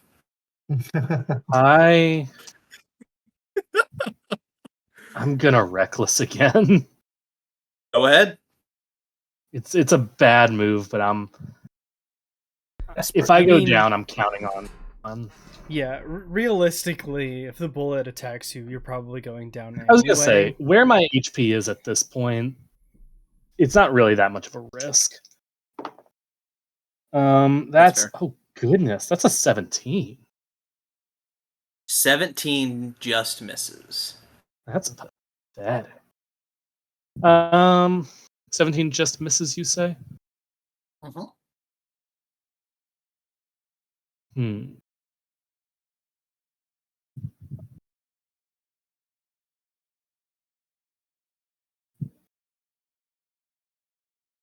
Give me just one moment. Are you thinking about trying to do the thing that Haukin did and use a key point to hit? I was thinking about that, yes. What level do you get that? Because I'm not seeing it. It's an optional feature. You may or may not have turned it on in your character builder. I probably just don't have it turned on then. Yeah, you do have it though. It's a level 5 ability. And I have it. I'm gonna raise my attack by 1. Is it 2 key points? Or is it... Focused aim is what it's called. If you miss an attack roll, you can spend 1 to 3 key points. Increase your attack roll by 2 for each of these key points you spend. So you spend 1 key point. And I'm going to spend 1 key point and raise it by 2. Spend that 1 key point and you hit. That is going to be 9 damage. Okay. Let's go for a second attack. Let's just take it out. He's looking cracked. 21. 21 hits. Give me those dammies. That is 13 damage. Jeez. Yeah. Flurry of blows. Flurry of blows. Give it to me. 22 damage. Or 22 to hit. 22 hits. 14 damage. 14 damage. Oh my goodness. He's looking very close to death. Screw you. It's a 29 to hit. That hits. And do you get it? 11 more damage. That is just enough to finish it off.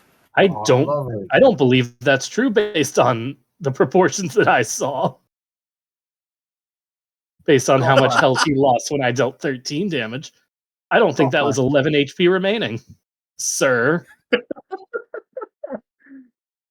He had 10. You did 1 over.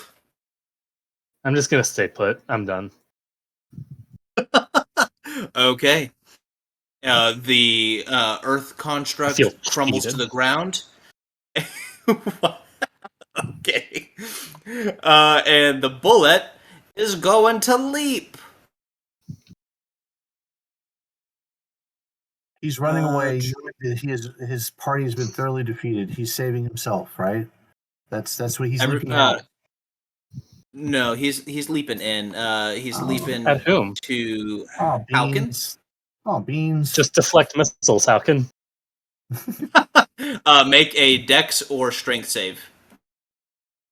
Dex or strength save. Well, dex. 13. 13 is a fail. You will be knocked prone. And you will take... So, does my evasion kick in here? Because it was a dex save? Does evasion give you advantage on that? I forget. No, but what does that do? Evasion, where's mine? I think it just halves damage, right? It's a feat, right? No, this is an ability. It's his 7th level monk ability. Does he take half Yeah, damage you just on take a half success? damage. Yeah, take half damage. No, if you succeed to take half damage, you instead take no damage. Yeah, so you are only... You would be taking the full damage. Oh no, the save is for getting knocked prone and the initial damage. Oh no, it's for both. So yeah, you are going to only take half of the still. That is 12, 14, half to 7. Wait. So there's two components of damage here? Yeah, you're still only going to take half for both of them. 7 and 7. So 14 in total. All right. Just help me understand. When you're subjected to an effect that allows you to make a dex saving throw, which I did, to take only half damage, but I succeeded, right? No, you failed. I failed. Okay, all right. So with the fail, I take half damage. Okay. Yeah, so you took 14 in total. Yeah. Okay. And then that will be its turn. It will... I will pass. And as it goes to Haukin, and I was acting like a Yu-Gi-Oh player. As I said, I will pass. Yeah, how fast? All right. Well, Haukin, having settled into the lotus position to watch Beef majestically take out the other construct, now flows into an attack posture and flourishes the blade that he's been enjoying here for the past little bit, and says, "Have at thee!" And I'm going to attack with the Feybane short sword. So, Okay. 15 to hit. 15 will miss. It misses. All right. Well, we're gonna kick that up. With where are my key points again? Actions. You're using a key point to go try and hit? Well, that'll take it to 16, but you said you got a 15? Yeah, no. Yeah, I got a 15 to hit. So so that'll be a 17. 17. Yeah. That'll just hit. All right. So confirm. Okay. So you're rolling 1d4, 1d6, and 1d8. Yeah. For a total of 8 damage. 8 damage. Okay. Second attack? Okay. Boom, boom, boom. Much better. 19 to hit. 19 hits. Give me that damage. Okay. So 1d8, 1d6, and 1d4.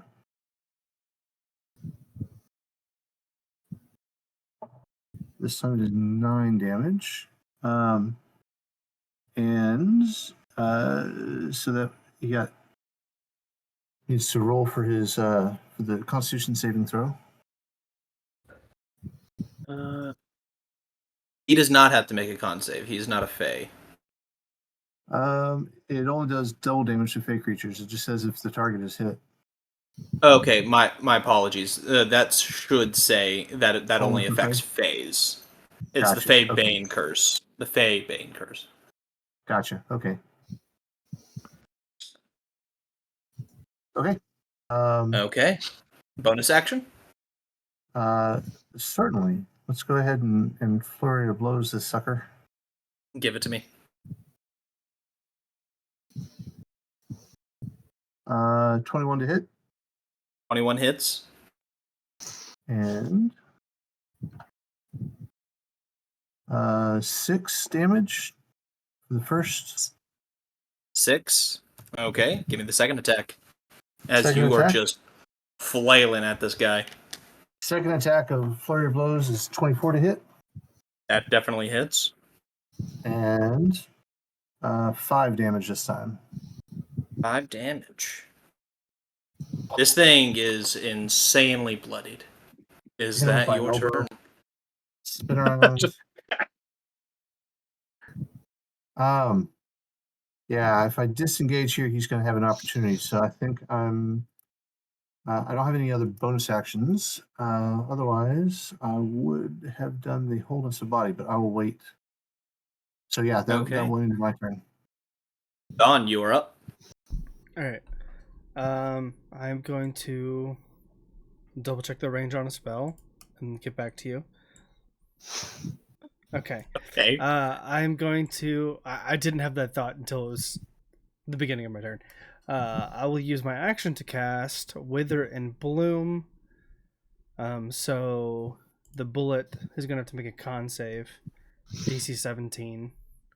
Nice. It will fail. Cool.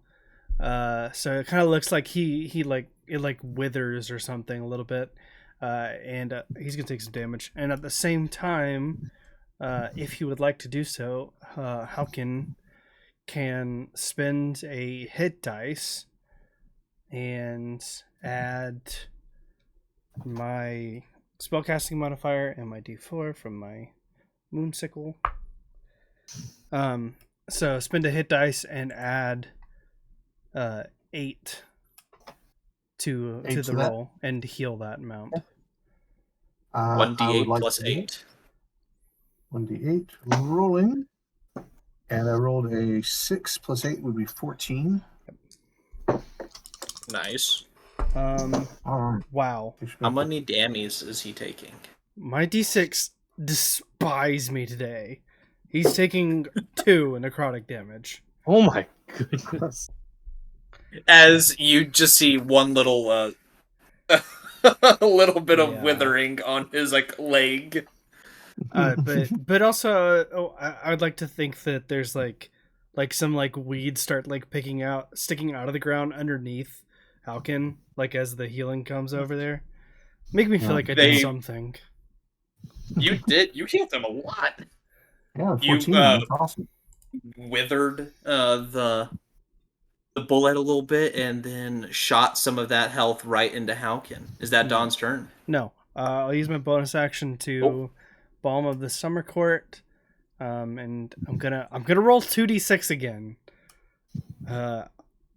Statistically unlikely that I get 2 again, but I'm healing beef for 2d6. Yeah, but Marshall has a weird probability field affecting dice, so it goes across states. Maybe my d6 luck may be over.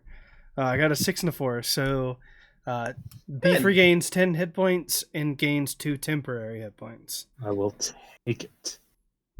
Okay. Is that I mean, it's the official Owlbear Odysseys lore is that Marshall has a probability field.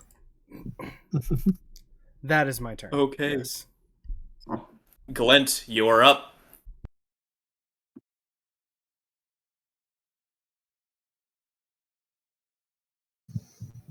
Let's see. We're going to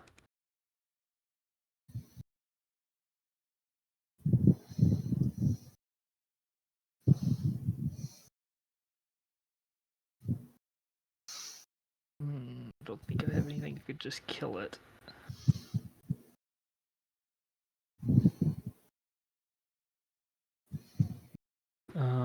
Okay. Just kill it the bullet. I know. Kill it the bullet. Kill the bullet, but I don't that. have anything that'll do it. I mean, that was so much good rhyming. I loved that. I think that was unintentional, but it worked. You get some inspiration for your rhyme. Spitting mad rhymes.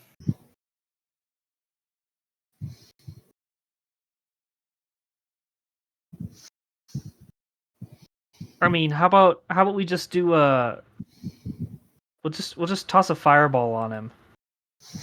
Jeez. I can position it over here so it won't hit any. It's quite casual. Yeah. It'll fail. Okay. So it's gonna take. We're gonna make it a lightning ball because why not? Yep. Yeah, why not? But earth types are immune to lightning damage. Because this is Pokemon, don't you know? Yeah. Well, I mean, Glint is trying to stay away from fire because of the explosion. It's a lore reason. This is Pokemon that famously has earth and lightning type damage. So that'll be 22 points of lightning damage to the bullet. This thing is on its last 12 legs. No. It does not actually have 12 legs. This is just a joke that I do, everyone. Is that your turn, Glint? That will be my turn, yes. Okay. Beef, you are up. What are you going to do with the bullet's last 12 legs? All right. So if I recall, on the bullet's last turn, it leapt from like over here to here. It did a little bit of a run and then leapt, yeah. Okay. Well, I'm gonna do the same, Okay. and I'm gonna This is I'm gonna bring a punch down on it, like right on the tip of its snout. Go for it. And just for funsies, we are gonna reckless again. Go for it. That, sir, is a natural 14, which is a 24. Jeez. I was like, a 14, that's not going to hit, but yeah, 24 hits. Whoa, that is, dude, a nat 14? Crazy. Oh, it's unbelievable. For anyone wondering, the other die was a 2. Shout out to the 2 crew. Why am I not mathing? That's 10 damage. It's on its last 2 legs. All right, we're coming for it again. How are you? Let's see if you hit it, and if you do, how do you finish it off? Yeah, I hit it. How do you finish off the last thing? Can I, for the sake of flavor, just like condense those 2 attacks, like the damage of those 2 attacks into one? Oh, so yeah. that it can be like, as 100%. I leap through the air, I bring the punch down and just like bury its head in the street. And as it hits the street, it does the other bit of damage that takes it out. Yeah. Yeah. It was looking like it was ready to leap, and then you just come flying through the sky and just clobber its nose into the ground. It got off the ground, and I forced it back down. It was in the middle of just right about to leap, and you're just like, no, and you bring it down onto its nose, forcing its head into the ground. And then, having done that, I feel awful, and say a little, not like a prayer, because Beef's not that kind of religious, but just like returning his essence to the universe. Would Beef have gone for a kill on this thing? It's a monstrosity. Absolutely. Okay, so yeah, it's just unconscious. Okay, well, it's just that's all I have to say to you. Okay, and we are out of combat. As we are ending combat, we're going to take a quick 10-minute break, and we'll be right back with everyone in about 10 minutes. Right. All right, bye. Everybody wait until I get to the right page. Bye. Bye.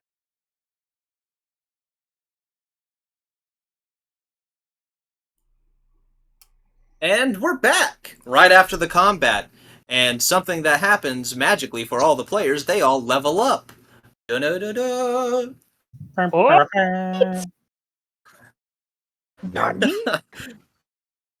That just made me think about the joke for the thing with Brennelly Mulligan about how he likes about leveling up the XP versus milestones. That I agree with about wizards having to go hunting to level up. Okay. We're out of combat. Eventually. We're out of combat. What are all of you doing in the midst of all this rubble and chaos?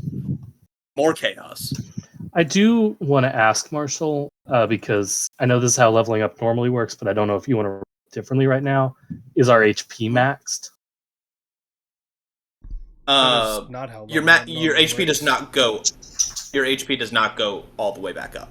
It doesn't? No. So this isn't like a video game where when we level up, our HP resets.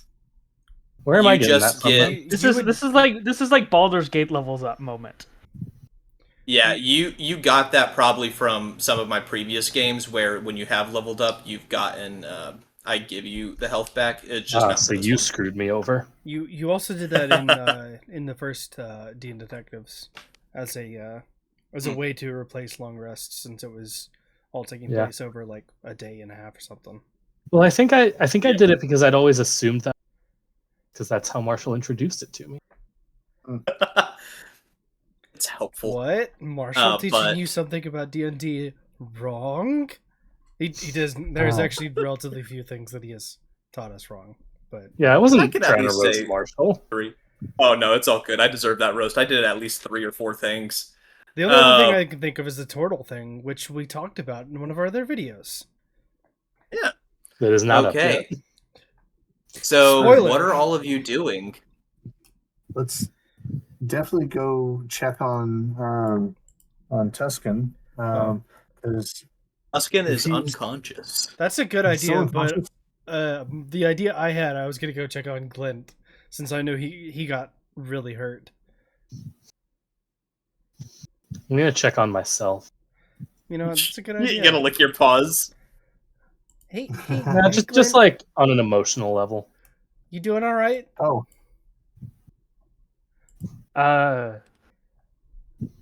Glint, just like,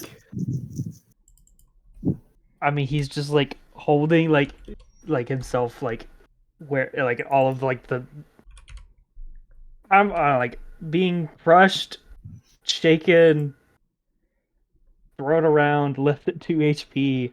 I don't know. He probably has like some broken ribs. Like, Those look like they'll having go trouble away breathing. with a good night's sleep, though, so you'll be okay. Trust me, I'm not a doctor, but I'm kind of this world's version of a doctor. Okay. so Marshall, before I go check on Tuscan, I mean, I glance up and see he's still laying over there unconscious. But before I rush over there, I'm gonna loot the corpse here, loot the body, see what Terkel may have had on him, because I've so far had pretty good luck of finding Fey creatures leaving pretty powerful weapons laying around. Give me investigation check. Yeah, because you said something about him having a steel rod or something, right? So Staff, not a rod. Don't say a rod. That's worse. It's a rod. What's wrong with a rod? All right, you said I was doing You don't need to investigation or go Rick perception? Toffin. Investigation. Investigation. 16. 16. Good. Yeah, the staff is already there. You got that. But like going through his like belongings, he didn't really have much on him.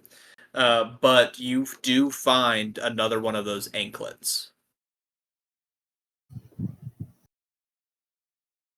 So apparently he's also under the for viewers who don't remember, last time we fought in the library, the Fey that was defending the library was driven by this anklet that kept her from rationally being able to listen to our cries and our pleas to try to reason, as we were falsely accused of having caused all the damage, and she just attacked and attacked. So apparently the same thing's happening here, and we recognize that the anklet is of the same make.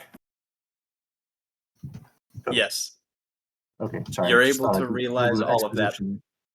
Yeah. And you're able to realize that it's the same. we had taken the other collar we found to Tink. Is his name Tink? Yes, you all have it on you. It is in a copper box. Not copper. Lead lined box. Yeah. All right. So Pop it in there. Grow the collection. Well, I'm wondering, would you mind if I experimented with my box of deconstruction? Go for it. I'm on team deconstruction. Here's the thing: we all went other places. You're the only one at the body. Just do it and don't tell us about it. Excellent. All right. So I use the sword or something to pop the anklet off, and without directly touching it, use my hem of my garment or something. I pop it into my box of deconstruction. Which I think right as you pop it in. Okay. You do have to roll. Yeah, it's a D12 to see how, and multiply that times 2, how long it's going to take to deconstruct it. So 5 hours or 10 hours apparently. It says 10, and as it gets to 10, it doubles. Ooh, it's going to take 20 hours. Well, ain't got nothing else going on. The box is locked after that happens. Okay, so 20 hours from now, it will be deconstructed for you. uh, okay, what are you all doing? After Haukin throws one of those anklets into the box of deconstruction, Dawn just checked on Glint. Glint has a lot of broken ribs and in a lot of pain. And Beef, what's going on with you? I think I am going to go check on Tuscan. Okay. And also just note aloud, like, we just made a lot of noise, and we are not wanted criminals, but I don't think we're very well liked at this point by certain factions. Yeah. So just noting aloud, we should probably get out of the street soon. But I'm going to check on Tuscan first. I'm going to move us back to the main map to show everyone where we are at currently. We are close to Bacchus's Playful Menagerie.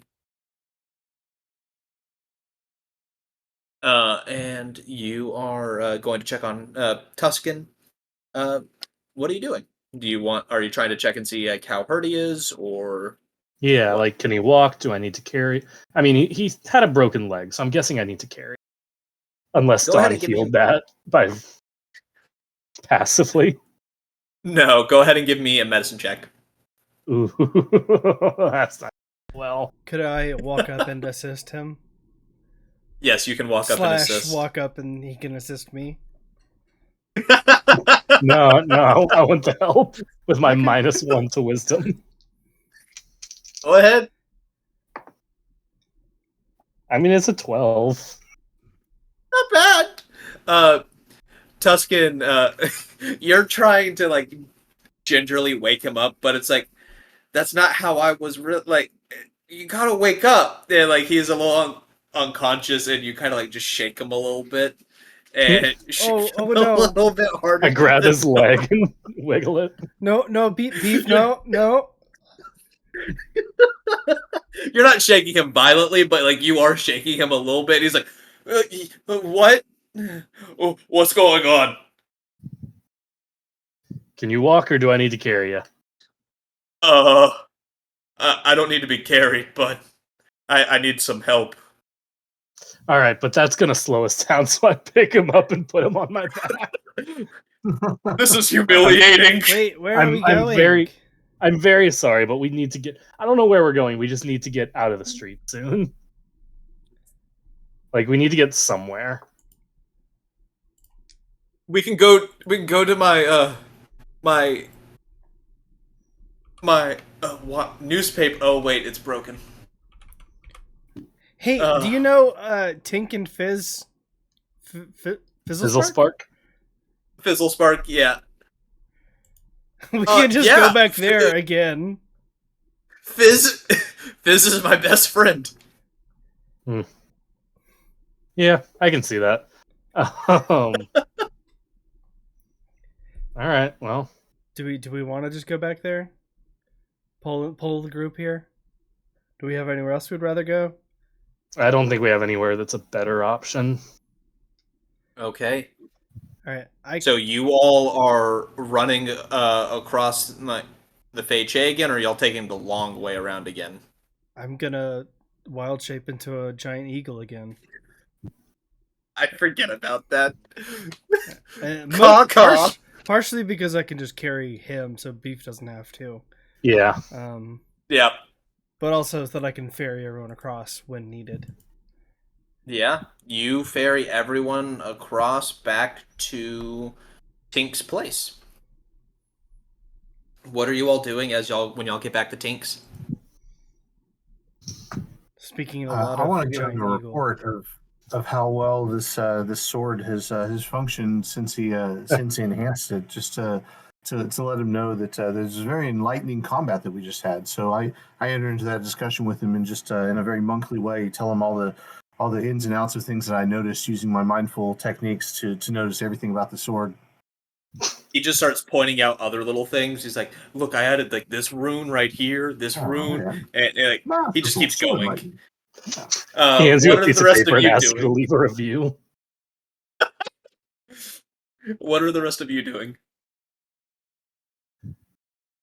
I mean, I feel like we need to be consulting with Mr. Tuscan. Okay. Yeah. Hey, Mr. Tuscan, do you know how to fix his brain? I'm putting it Fizz. Yeah. And he's like, I didn't know if I was actually going to need it, but I always had it on me. And he pulls out a locket. I can't open it, though. Who can? Do we have to go find another person who can open the locket that can heal this guy's mind? And get into another fight? No. The Fizz told me before he stored his memories into here. We made a Fey deal to lock the locket. I feel like that was a mistake. The deal was between us only, but the only one who can open it is someone who desires the memories of Fizz and gives something that is most precious to them to the locket. Can I ask a question of semantics? Because I'm talking, this is in character. Yeah. Out of character, because it's a Fey deal, of course, semantics are important in character. So, does it need to be someone who desires Fizz's memories to be released back into his mind, or someone who desires to have Fizz's memories?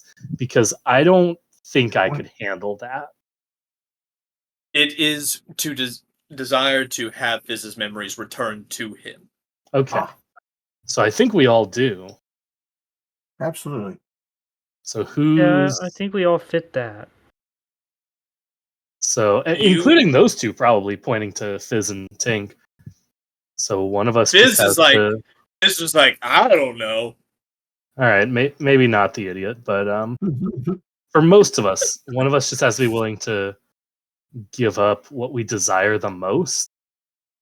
What is most precious to you? What is most precious to you? So is this a thing that the locket tells us what's most precious and we have to decide? Or do we have to present something and be like, this is what's most precious to me, and it'll judge us? It'll take it. It'll take it from you. Whatever is most precious to you, if you decide to give it to it. But doesn't. But you also have to show it that you are. You have to give your reasoning why you desire the memories. Do we get to know ahead of time what the locket considers to be most precious to us? Or do we just be like, yo, I want those memories, and it is the thing that you determine is the most precious to you, and you give it to it. It does not just take something. Okay. You have to present it.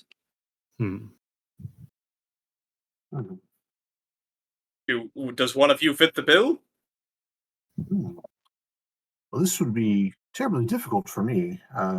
As in my travels, I've determined that detachment is the root of all suffering, and to become not attached to anything is to become truly enlightened. So I'm not sure what I would have to give, as everything is equally precious to me and equally not precious to me. Yours is the box. It's a box. It's a marvel, to be sure, but is it precious? I mean, I've also got the decanter and the sword and apparently a bucket of gold too that we picked up. So, but once again, I mean, Haukin doesn't really care about any of that stuff. So, yeah. What about the rest of you? I mean, I feel like the thing most precious to me is my sibling, and that's not gonna happen, unfortunately. I mean, that's another semantic issue. Do people count as things in this situation, or is this specifically inanimate? Does it have to be an object? See, this is why you got to be more specific specific like in a your memory word or something. That is the wording that is given. Yeah, but that is. Yeah, I'm saying that is vague wording that leads. I'm not judging. I'm not judging you on this. I'm saying in world, y'all should have been more specific when you made this deal. Mm-hmm. Sorry, we had to make sure that the Archfey weren't able to steal the memories. If they somehow got it from me, they would not be able to open it because none of them would give anything precious to them. That's why we made it so difficult to get it. Can I look at the locket? Let's see that. Yeah. Tuscan hands it to you. Does it look like something that I could just bypass this all with a knock spell? You could attempt that. I don't like the way you said that. The same as DM speak for no. That's why I wanted to take a look at it and see if does this look like something that I could just bypass? Roll a straight actually a history check. Not Arcana? Okay, fine. Use all the history checks. I took proficiency Arcana for this. You fool. Then 18. So you know that Fey deals are much more powerful than a spell. You mean they can't be broken by a level 2 spell? Boo. What? It'd probably just break the locket. Can we maybe can we circle back to the locket and ask him didn't we want to ask him questions about Cal? Yeah. So I went to the library and he pulls out the Glint pulls out the newspapers that he collected from the library. Oh, yes. This date. There's no records from anything from your newspaper on this date. Yes. The Fey Court got rid of all of our backlogged our the history of our paper after that point. Just in that area, because we were too uppity. Okay. Uppity. So it sounds like you knew the truth of what happened.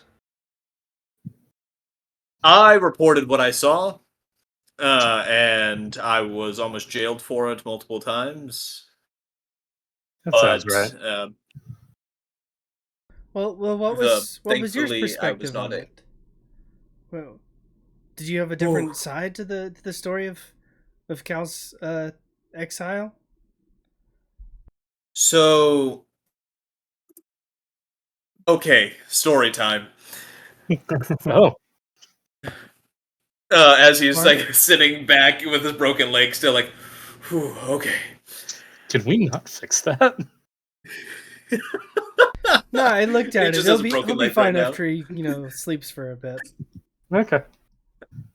So, Lysanthier fought to save both his sister and Cal. And the council finally conceded, but they had to make an example of someone in the end and decided to execute Ariella Silverbriar, which, if you all know, that is the sister of Lysanthier, while exiling Cal. Okay. He executed her sister and exiled him? Yes. Ariella was one of the 18 members of the Fey Court. And they executed her in Cal's place because she fought for that to take the place of her husband.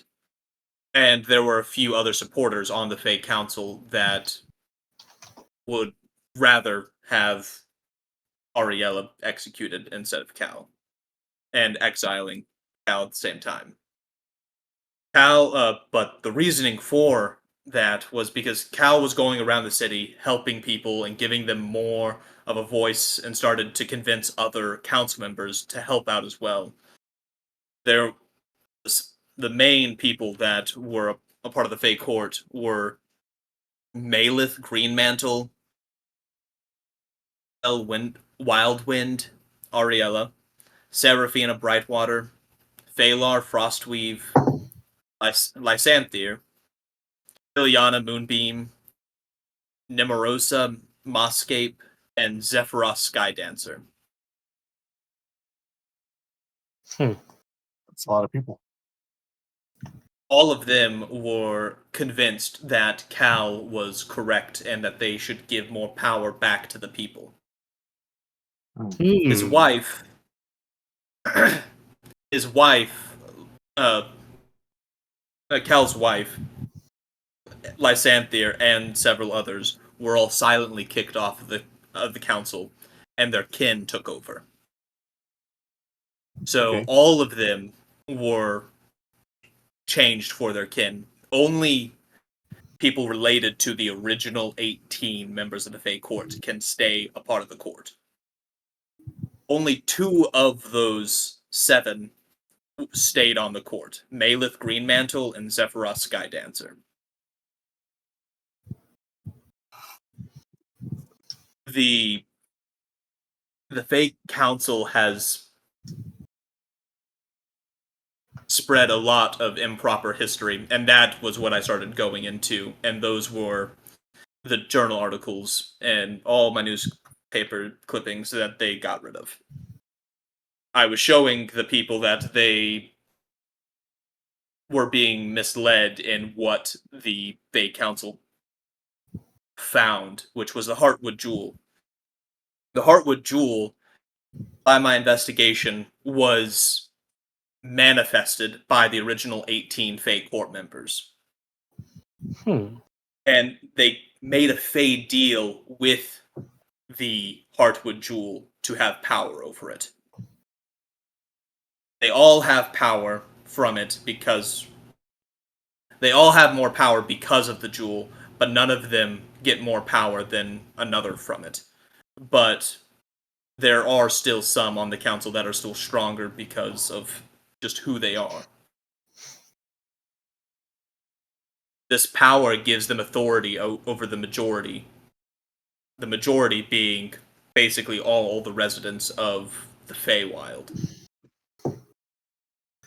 Minus few people like us, people who are not just a part of the majority.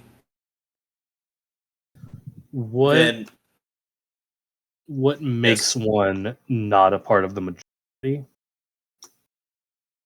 To be stronger than normal, be more different. One thing that I remember when I interviewed Lysanthier was that he said quality over quantity. And that is what I was able to find, that anyone who is more quality rather than just quantity, the average person, the Fey Court has power over them. So you mentioned that the Heartwood Jewel somehow empowers the members of the courts. What is there a mechanism by which they have to touch it, be in proximity to it, or simply be part of the court to receive its power? If we heist the gem, if we take it away, does that reduce their power or somehow imbue power on another? Or no, if one of the members had possession of it, would that change the dynamic or the balance of the power given to the court? So the one thing that I know is that they just have the Fey deal, which gives them the power over the jewel, allowing them all to have power, more power. But if one of the members was able to get a hold of it, which their Fey deal prevents them from being able to acquire it, then if they somehow were able to do that, they would be able to rule over the rest of the Fey Council. So it's essentially one jewel to rule them all. Yes. I see. That would make a good book.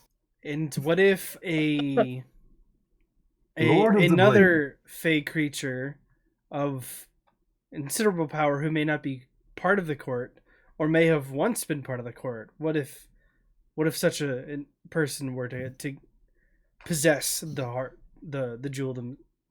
Would that then grant that person the same power over the court? If they were able to somehow take the power of it and be able to hold on to it and siphon the power, yes. But they would have to be kin of the original 18 members of the Fey Court. Well, dang, I guess I don't count.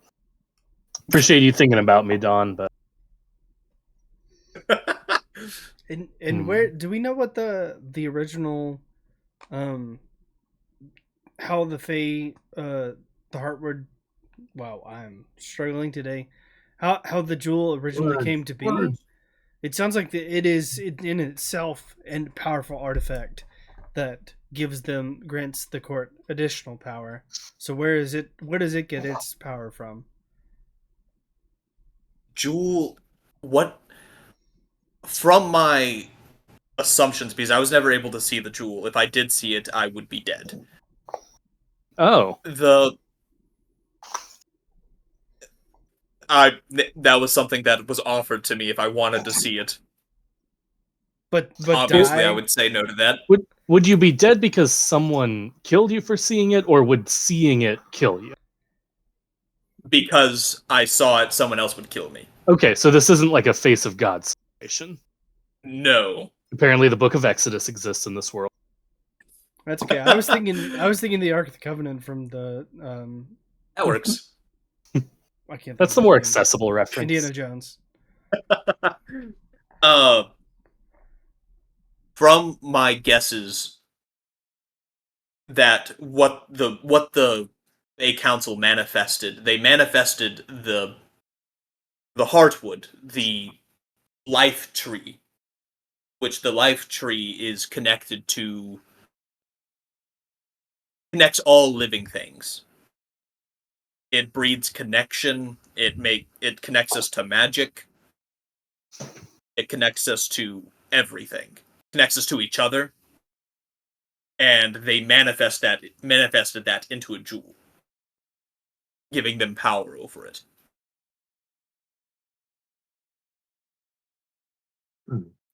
So, if the jewel were to be destroyed somehow, how might that shift the balance of power among the Fey Court? They would still be equally powerful to what they were without the jewel, but would not be enhanced by the jewel, nor would any of them have an advantage over the other. The top 4 would still have overwhelming power. There is a specific order to the Fey Court. There's the original 4, Oberon, Titania, Malith, and Althea. And then there are 6 after that, and then there are 8 more. There are 3 separate groups a part of the Fey Court. And each one of them, they all have considerable power, but Oberon is the strongest.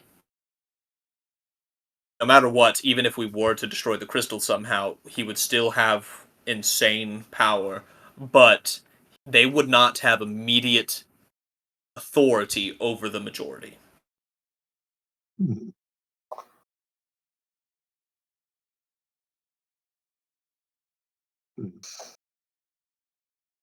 And because I'm referencing the 18, I'm going to put the 18 in the chat for everyone.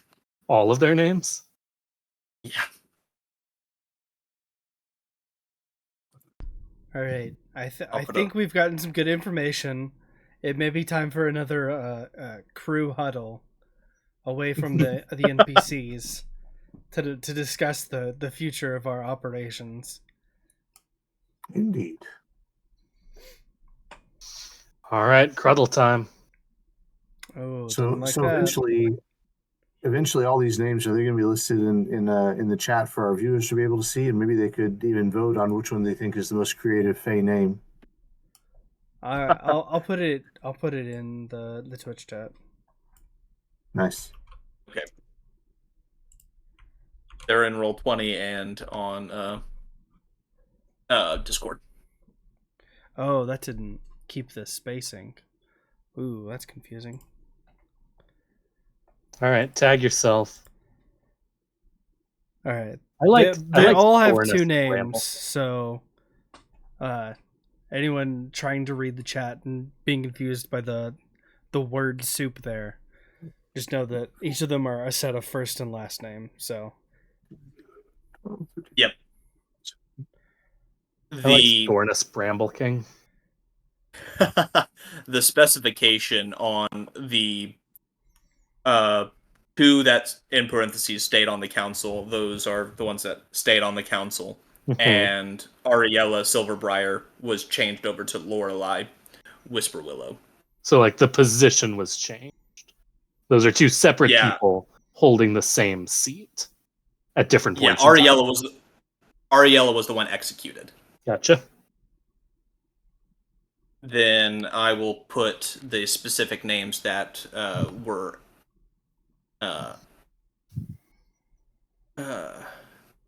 executed.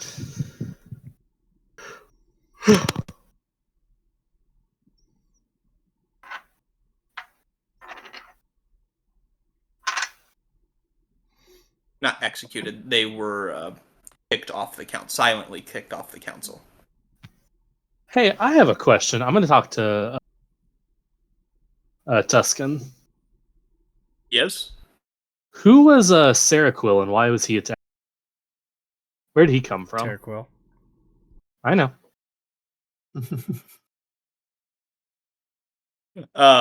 He was, in best guesses on my part, just a foot soldier. For whom? Probably for the leader of the guard of... the leader of the guard, a part of the Fey Council, which that would be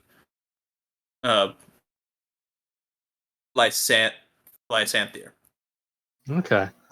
So is he coming for... I mean, I'm guessing he was coming for you, and we just happened to get there at the right time. Yes. Man, you'd be dead if not for us. You would not have stood a chance, my guy. If you ever want to work on bulking up a little bit, and I hand him a business card, maybe next time a seemingly incredibly powerful Earth manipulator comes for you, maybe you can put up a. Thank you. I can typically put up a fight against average people, but against an archfey, at least a minor archfey, that would be difficult. Well, that's our motto at my gym. Better than average. You should get yourself one of these swords. Oh, that looks like kind of like one of Fizz's bricks. But I misspoke earlier. It's not Lysanthier. It is Briar Rose Petal. She is the one in charge. Lysanthier is above Briar, but Briar is the one who controls the guards. Well, I'll say this much. Lysanthier does not ring a bell at all to me. I have never heard that name before. Okay. Well, I was just telling you about Lysanthier and his sister. That was the first time I've heard it. Oh, okay. Got it. Are y'all about to do a group huddle? Yeah. I was going to suggest that we do, because we have more information and we should probably discuss what we intend to do with the Heartwood Jewel if we get our hands on it. Yeah. Cruddle. There is a little bit of more information if you all desire. Okay, break Cruddle. Yep. Hold on. Pause the Cruddle. So, as I told you, I interviewed Lysanthier. One of the things how he told me was quality over quantity. He told me about the power and how the jewel gives all of the Fey Council members the authority over the majority, which is one of the reasons why they have so much power. But there are few that have gained more power to. There are a few that have gained more power to start rivaling the council, and they are the 4 families, the 4 mob families, as well as the resistance that have been going on. Those 5 factions have been able to gain an incredible amount of power that could possibly start rivaling the Fey Council. Oh wait, there are crime families in the city? Yes, there are 4. Wow, I didn't know there was one, but there's 4. What are their names? Yeah. So that we know. This is important information. Oh no. Everybody sit down. This shouldn't be groundbreaking information for anyone, surely. There is the Pygmy Posse, Misthide. Oh, my apologies. There's 6 factions. I thought there was more than 4, but I wasn't gonna correct you because I assumed I was wrong. No, I just the thought Pygmy one of them Posse, might be weakened. Misthide. I knew that. Tuscan does not. Tipplewinks are weakened.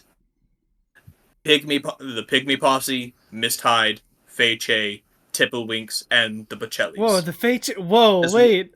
Back up. Hold on. I don't think he has to back up. It's the last thing he said. No. What? Well, he caught me on the Feyche, because I just turned to Glint. But that's where you work. But then he said but the Bocellis, that's a pizzeria. What are you talking about? How do you think pizza makers have that much money? We make very good pizza. Quality ingredients. They own all of the ports. But why would they need ports to sell pizza? They're a crime family. I'm sorry, guys, real quick. Pizza's legal. My dog is here and trying to play with me, and I looked over and she was gone. And I was looking around like, where did she go? And she was behind my chair and jumped out and scared the bejesus out of me. The Bocellis, they have a lot of power over the city. That's because everyone loves pizza. Oh, no, they commit considerable amounts of crimes. Extortion, assassinations. No, that doesn't sound right. You must be confused. I'm certain. I have investigated all of the 5 families. No. And then there's the resistance. Is she okay? Yeah, I would say, what's Glint doing with all this? Glint's just like, I don't know what you're talking about. What is the? I'm just standing in the back talking to Tink. I'm just wow. I mean, I'm not smart, but I didn't think I would know something that Dawn didn't. This is a groundbreaking day. So DM question or setting question.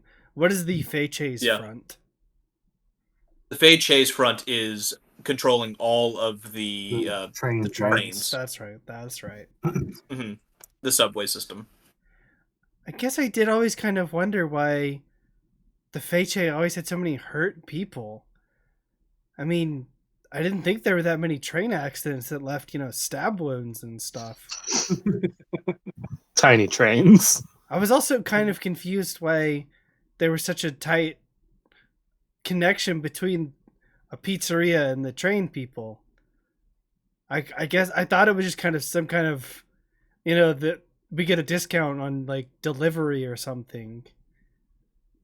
How sure are you that they're all crime? I'm certain. 100%. 100%. Well, 100%. Hold on. I mean, I believe you, but 100% is not. I'm not 100% sure of anything. I just don't think anyone in the Bocelli family would assassinate anyone.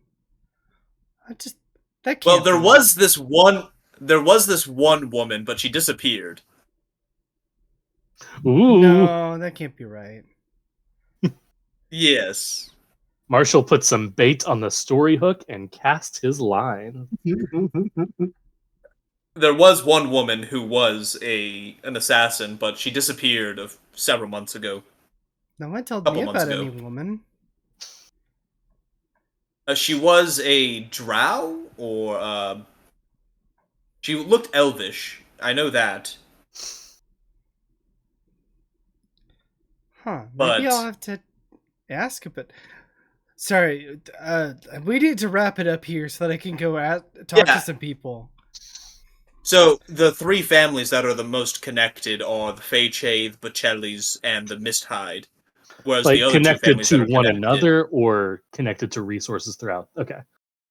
Connected to each other. Okay. Then the Tipplewinks and the Pygmy Posse are connected.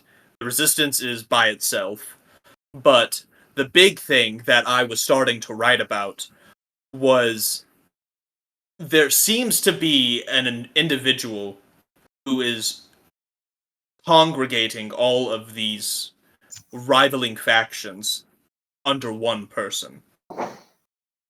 And if they can bring all of them together, they will have the quality over quantity. And if that one person is able to somehow attain the jewel, as what y'all were asking earlier, they would have the most power in all of the Feywild, maybe in many different planes. Okay, I feel like I'm misunderstanding something here. The principle for gaining the jewel's power, the prerequisite is quality over quantity. And the way that I'm not understanding that. No, you're right with that, but what was happening with the Fey court, they were focusing on quantity. But if you focus on if there's more quality than the quantity, it's about the proportion. Okay. So my question is, if we're supposed to be seeking quality over quantity, how does gathering up these like 6 groups under one banner, would that not be quantity, since it's a huge amount of people? It would be quantity, but the reason why it would be quality is because those individuals are more powerful than average folk. Right. Okay. Wasn't one of the prerequisites to being able to utilize the power of the gem that you had to be one of or related to one of the original 18? Right, yeah. That's why I couldn't do it. So then would Yes. this one person who is supposedly coalescing all of these people, would that person still have to be kin?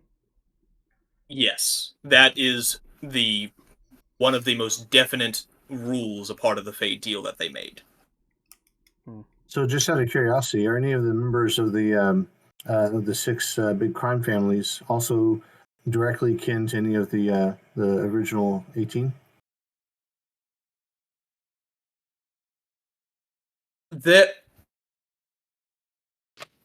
There was, when Cal was trying to connect with the city, he did start trying to connect with the families. And he was trying to bring peace. And there was a time when the crimes in the city were lessening. And that was because of Cal's intervention with the families. But he was seeking connection through them. That's the only one that I know. Does he have a secret love child with one of the family members? Cal is one of the... My eyes just glance over to Dawn. I'm wondering if we have a Bocelli heir in our midst. Which doesn't Al is remember. one of the related members of the 18, of the original 18. But he was never a part of the council himself. His wife was.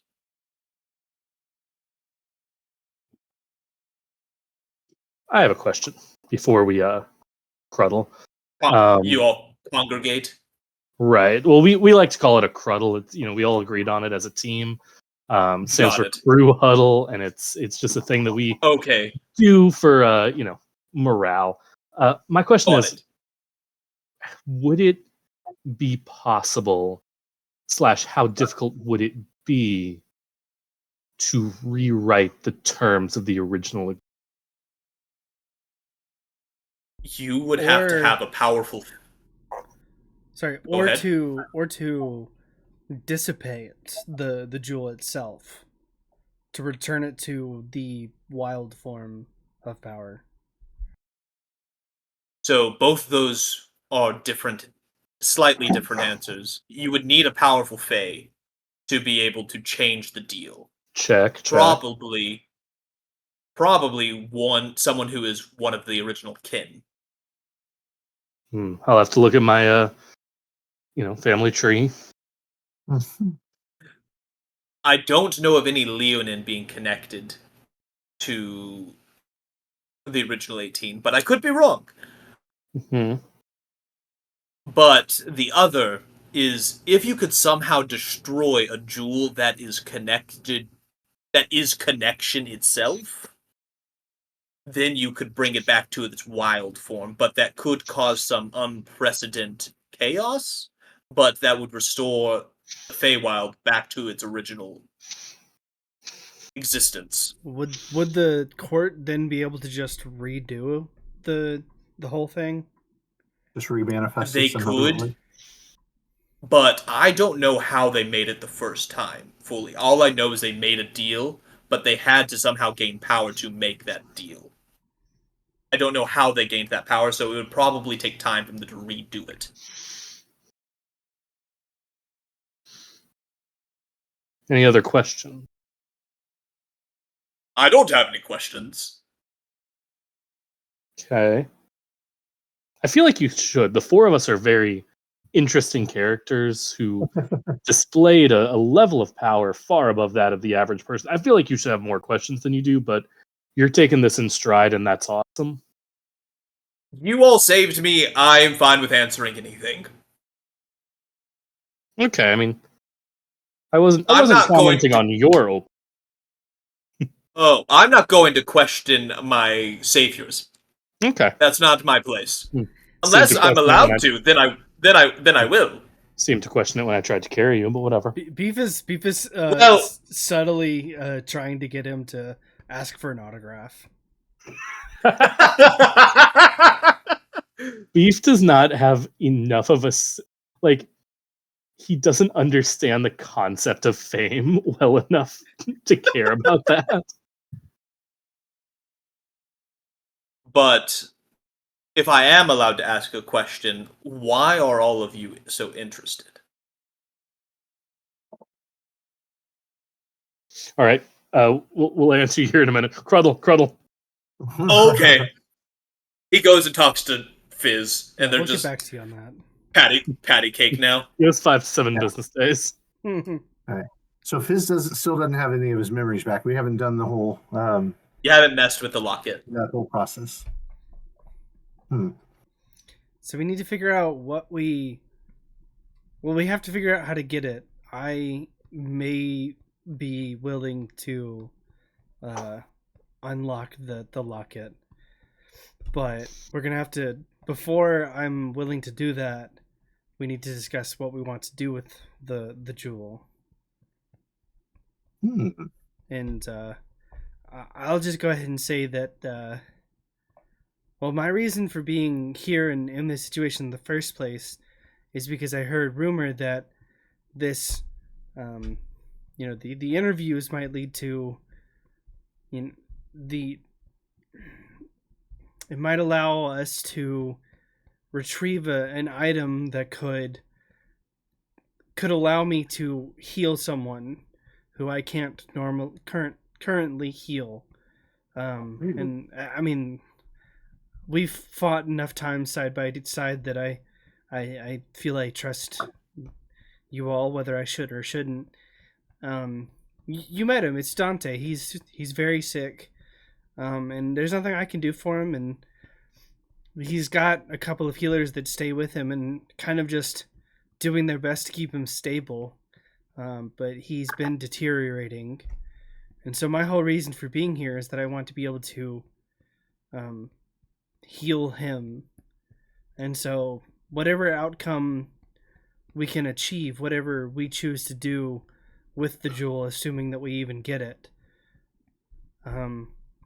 if I'm going to sacrifice what is most important to me, then I would need you guys to promise to try to heal him if something prevents me from doing it. What would you have to give up?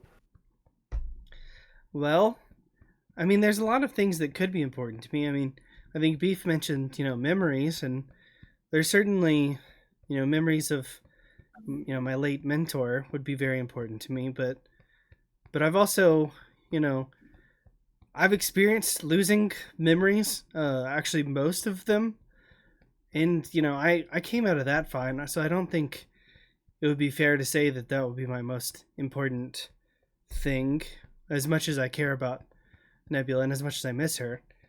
And then I pull my staff out, and I don't know if you guys have paid any attention to my character art, but there is a flower that is seemingly growing from the top of my staff.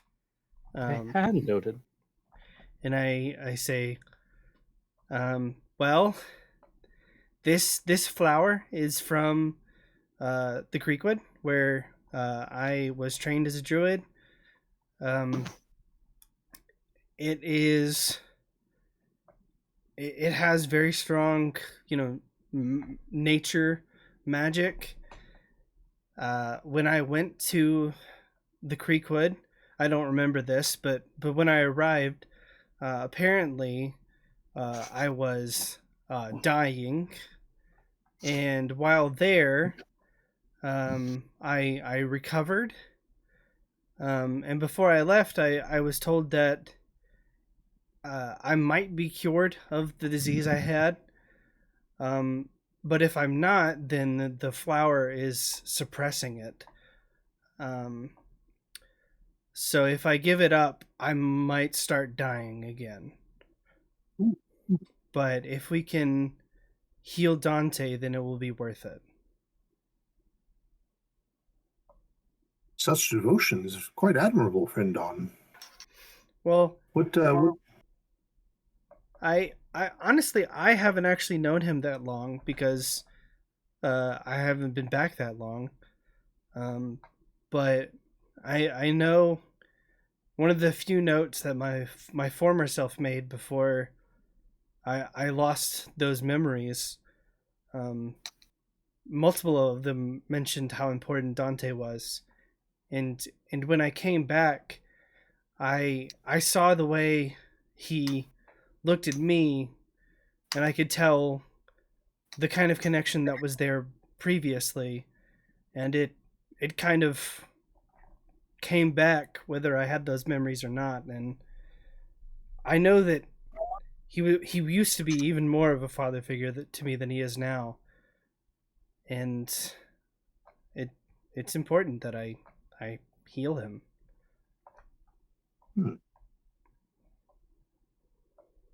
Well, I don't think it'd be right for you to give up your life when... Unless we could heal her and Dante. Yeah. Yeah. I mean, I could try to go back to the Creekwood, possibly. They did tell me never to come back, but maybe they didn't really mean it. Well, that's not necessarily what I meant.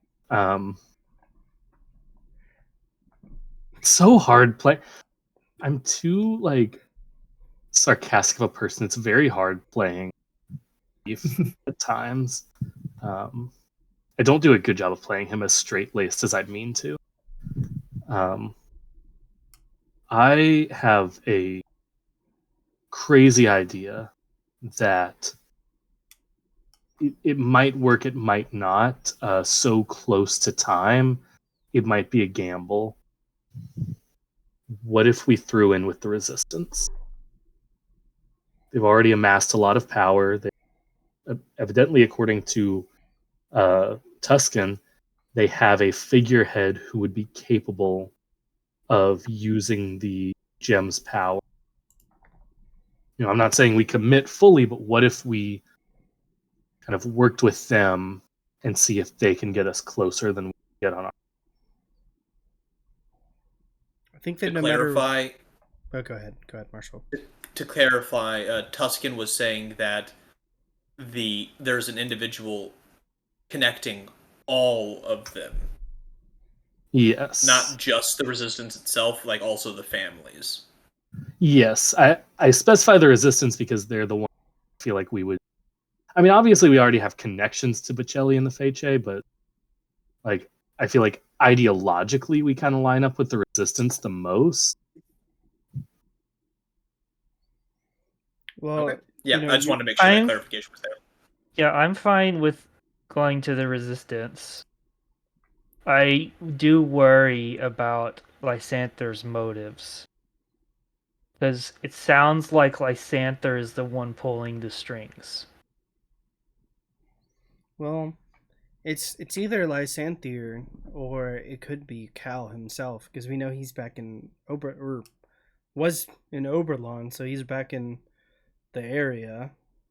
Mm-hmm. And but the thing is that unless be around here, unless we learn more about some of the motivations of the specific people that could utilize the gem, no matter where it goes, we are essentially giving ultimate power to someone, a single person, and hoping that person is altruistic or good intentioned enough to ensure that it is spread out back to the people. Such a noble creature would be hard to find. I've heard it said that power corrupts, and if indeed we're giving this power to any one person, they'd have to be, as you said, altruistic indeed. Well, what if we just did give it? Like, we just got rid of it, or hid it away, or destroyed it?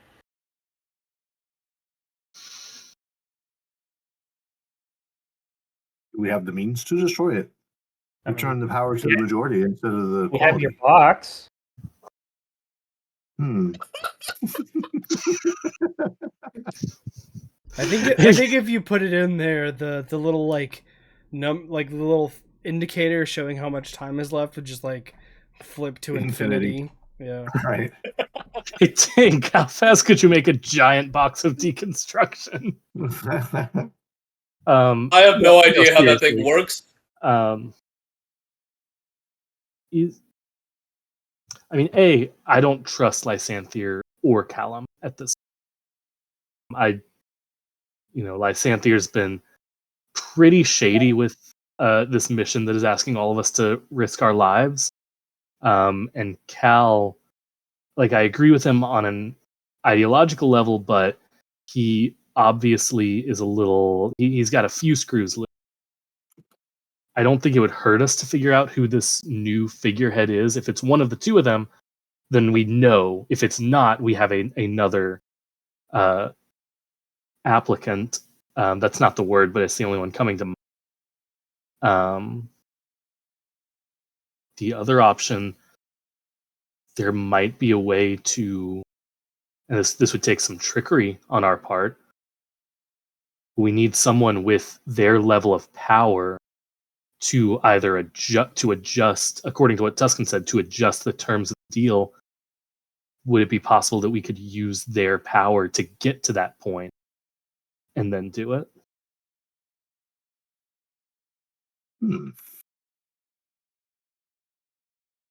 Get him there and then hit him with a frying pan. So you're suggesting that maybe there's a third currently unknown option for who to, give the gem to. Although in this case it would be in order to disrupt the current deal. I'm saying that whether this unknown figurehead is someone new or one of the two players already on the board, it can't hurt us to know. So if at the moment our options are at least basically give the gem to Cal or give the gem to Lysanthier, then we have to think about, the obvious question then is, what is their motivations? And we don't know. Mm-hmm. And the only way to find out would be, to ask them. And the problem there is if we talk to the benefactor and question him like that, it may be obvious that we're considering not giving it to him. In which case he can pull the plug on the whole mission, and then none of us get anything we wanted. Yeah, y'all should not trust me to talk to him. So perhaps then the option becomes we have to find Cal and try to determine his motivations. We're also running out of time. Or find someone else who fits the bill. Find someone that we can trust that's related to one of the 18. But that, we would be looking for a needle in a hayfield. I still vote that we put it in the box. Or just not give it to anyone. The problem is, if we don't give it to anyone, that it's not sustainable. It paints a target on our back to everyone who wants the power. Also, True. Tuscan did specify that even if you were to take it and hide it away, they would still have power. If you somehow locked away the power, then that would prevent it. But like putting it in the box. It's in or that could possibly that could possibly lock it. But this is also an immensely powerful object. Incomprehensible. Before we move on with this course of action, would it even fit in the box? From the descriptions that y'all have been able to read and find, it was also told to y'all that it changes its size. And what y'all did make a lead-lined heart box. Y'all had Tink do that for you. Mm-hmm. It's true. And it was made to fit the most common picture version of it. Okay. Have we clarified that we're definitely not giving it to Lysanther, though? Well, I don't know. I don't think he's really... I don't know that he's displayed what his intentions are with it. And we can assume that they're negative, but maybe they're not. Maybe, it was his sister and brother-in-law that, we're talking about with Cal and his wife. That those are the same people, right? Like it was okay. So his sister-in-law died, or his sister died for the same cause that got Cal exiled. So it's entirely possible that he has the same or similar motives. Mm-hmm. And Lysanthier was on Cal's side at first, from what y'all saw. But we don't know, and can we afford to take that risk with what is essentially godhood?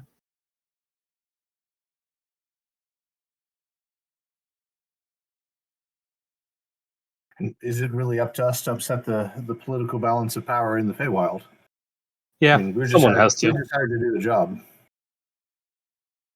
You all know you would be pissing off the most powerful beings in so many planes. Oberlon is basically a god. But then the flip side of that would be, assuming we get it to someone who can utilize it, we'd have a powerful we're friend. Creating the new power, who is, benefactor. If one person has it and it's not distributed, they would be a god. So that takes away the options of redistributing the power or locking it away. If the four of us want to continue to exist. But if, again, that if the person we chose to give it to chose to distribute it, someone powerful enough to utilize it could, right? Yeah, I mean, like, logistically, we kind of need someone to hold that power to fend off the raging forces of destruction that we would piss off by this. Because we wouldn't be the only ones to suffer. I mean, these are, I would have to assume, incredibly petty beings who would take out their wrath on the entire realm if we took away their toy.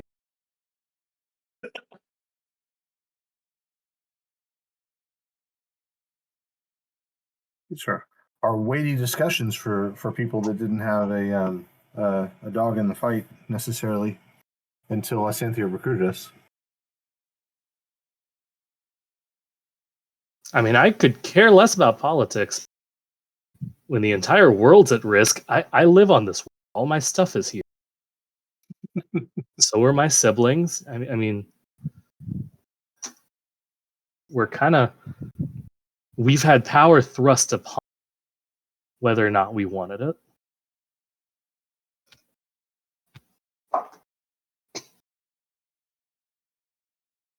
Well, all right.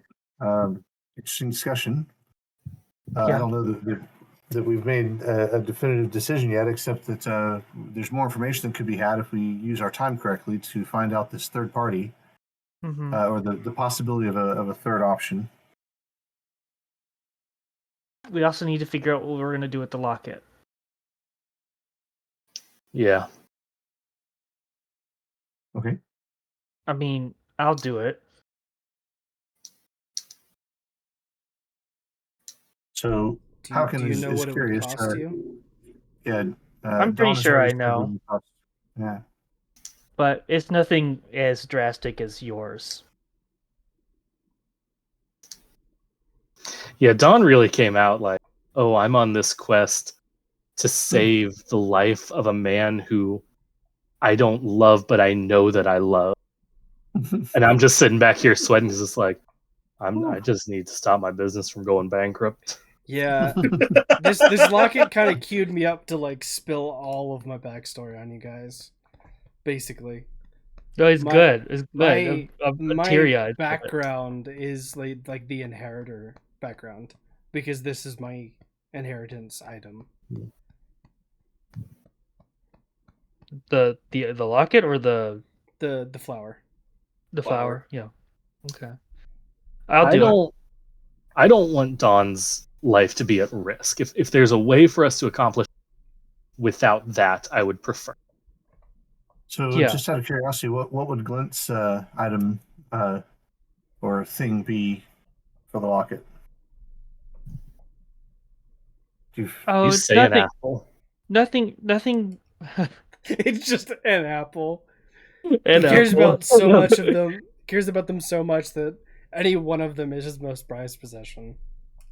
I think Glint's gonna. It would be apples. I would give up apples. Oh.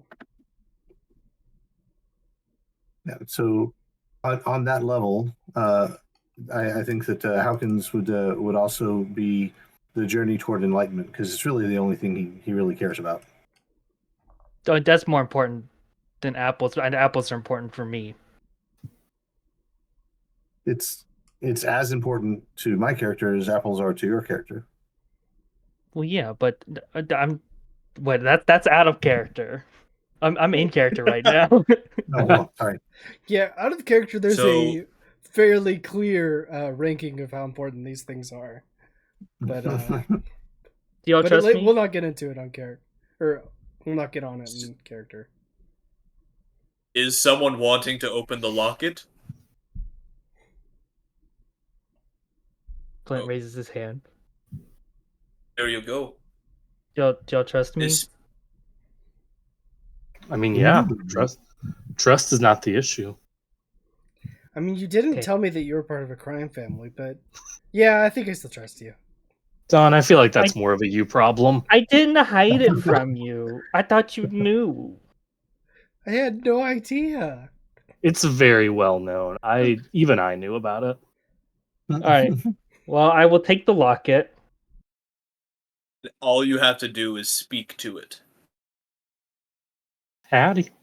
Hello? As you say hello, you go inwardly into your mind. And you hear a voice. Why do you desire me?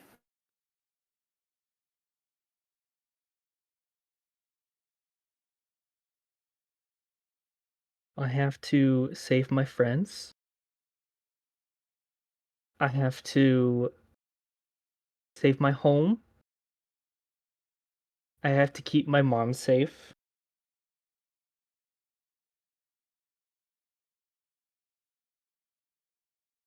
And I have to make sure that they can all be happy.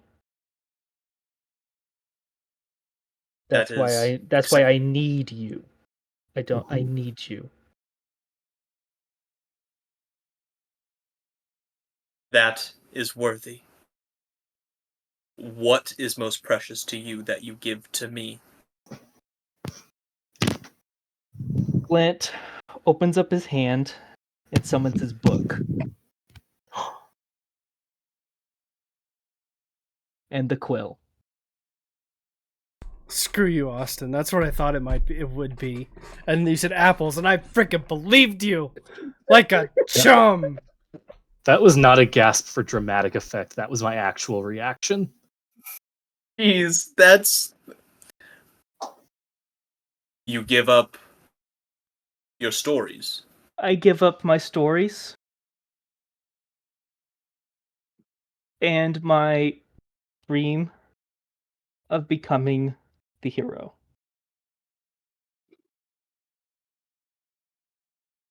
With giving this up, you will no longer be connected to the weave. Yeah.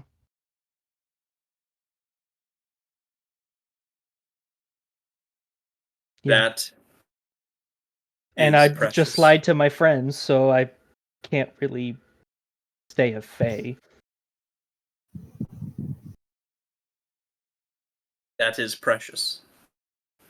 You are worthy of this knowledge. This knowledge will be given back to its owner, and they will help you. And you've come back into your mind, into your body.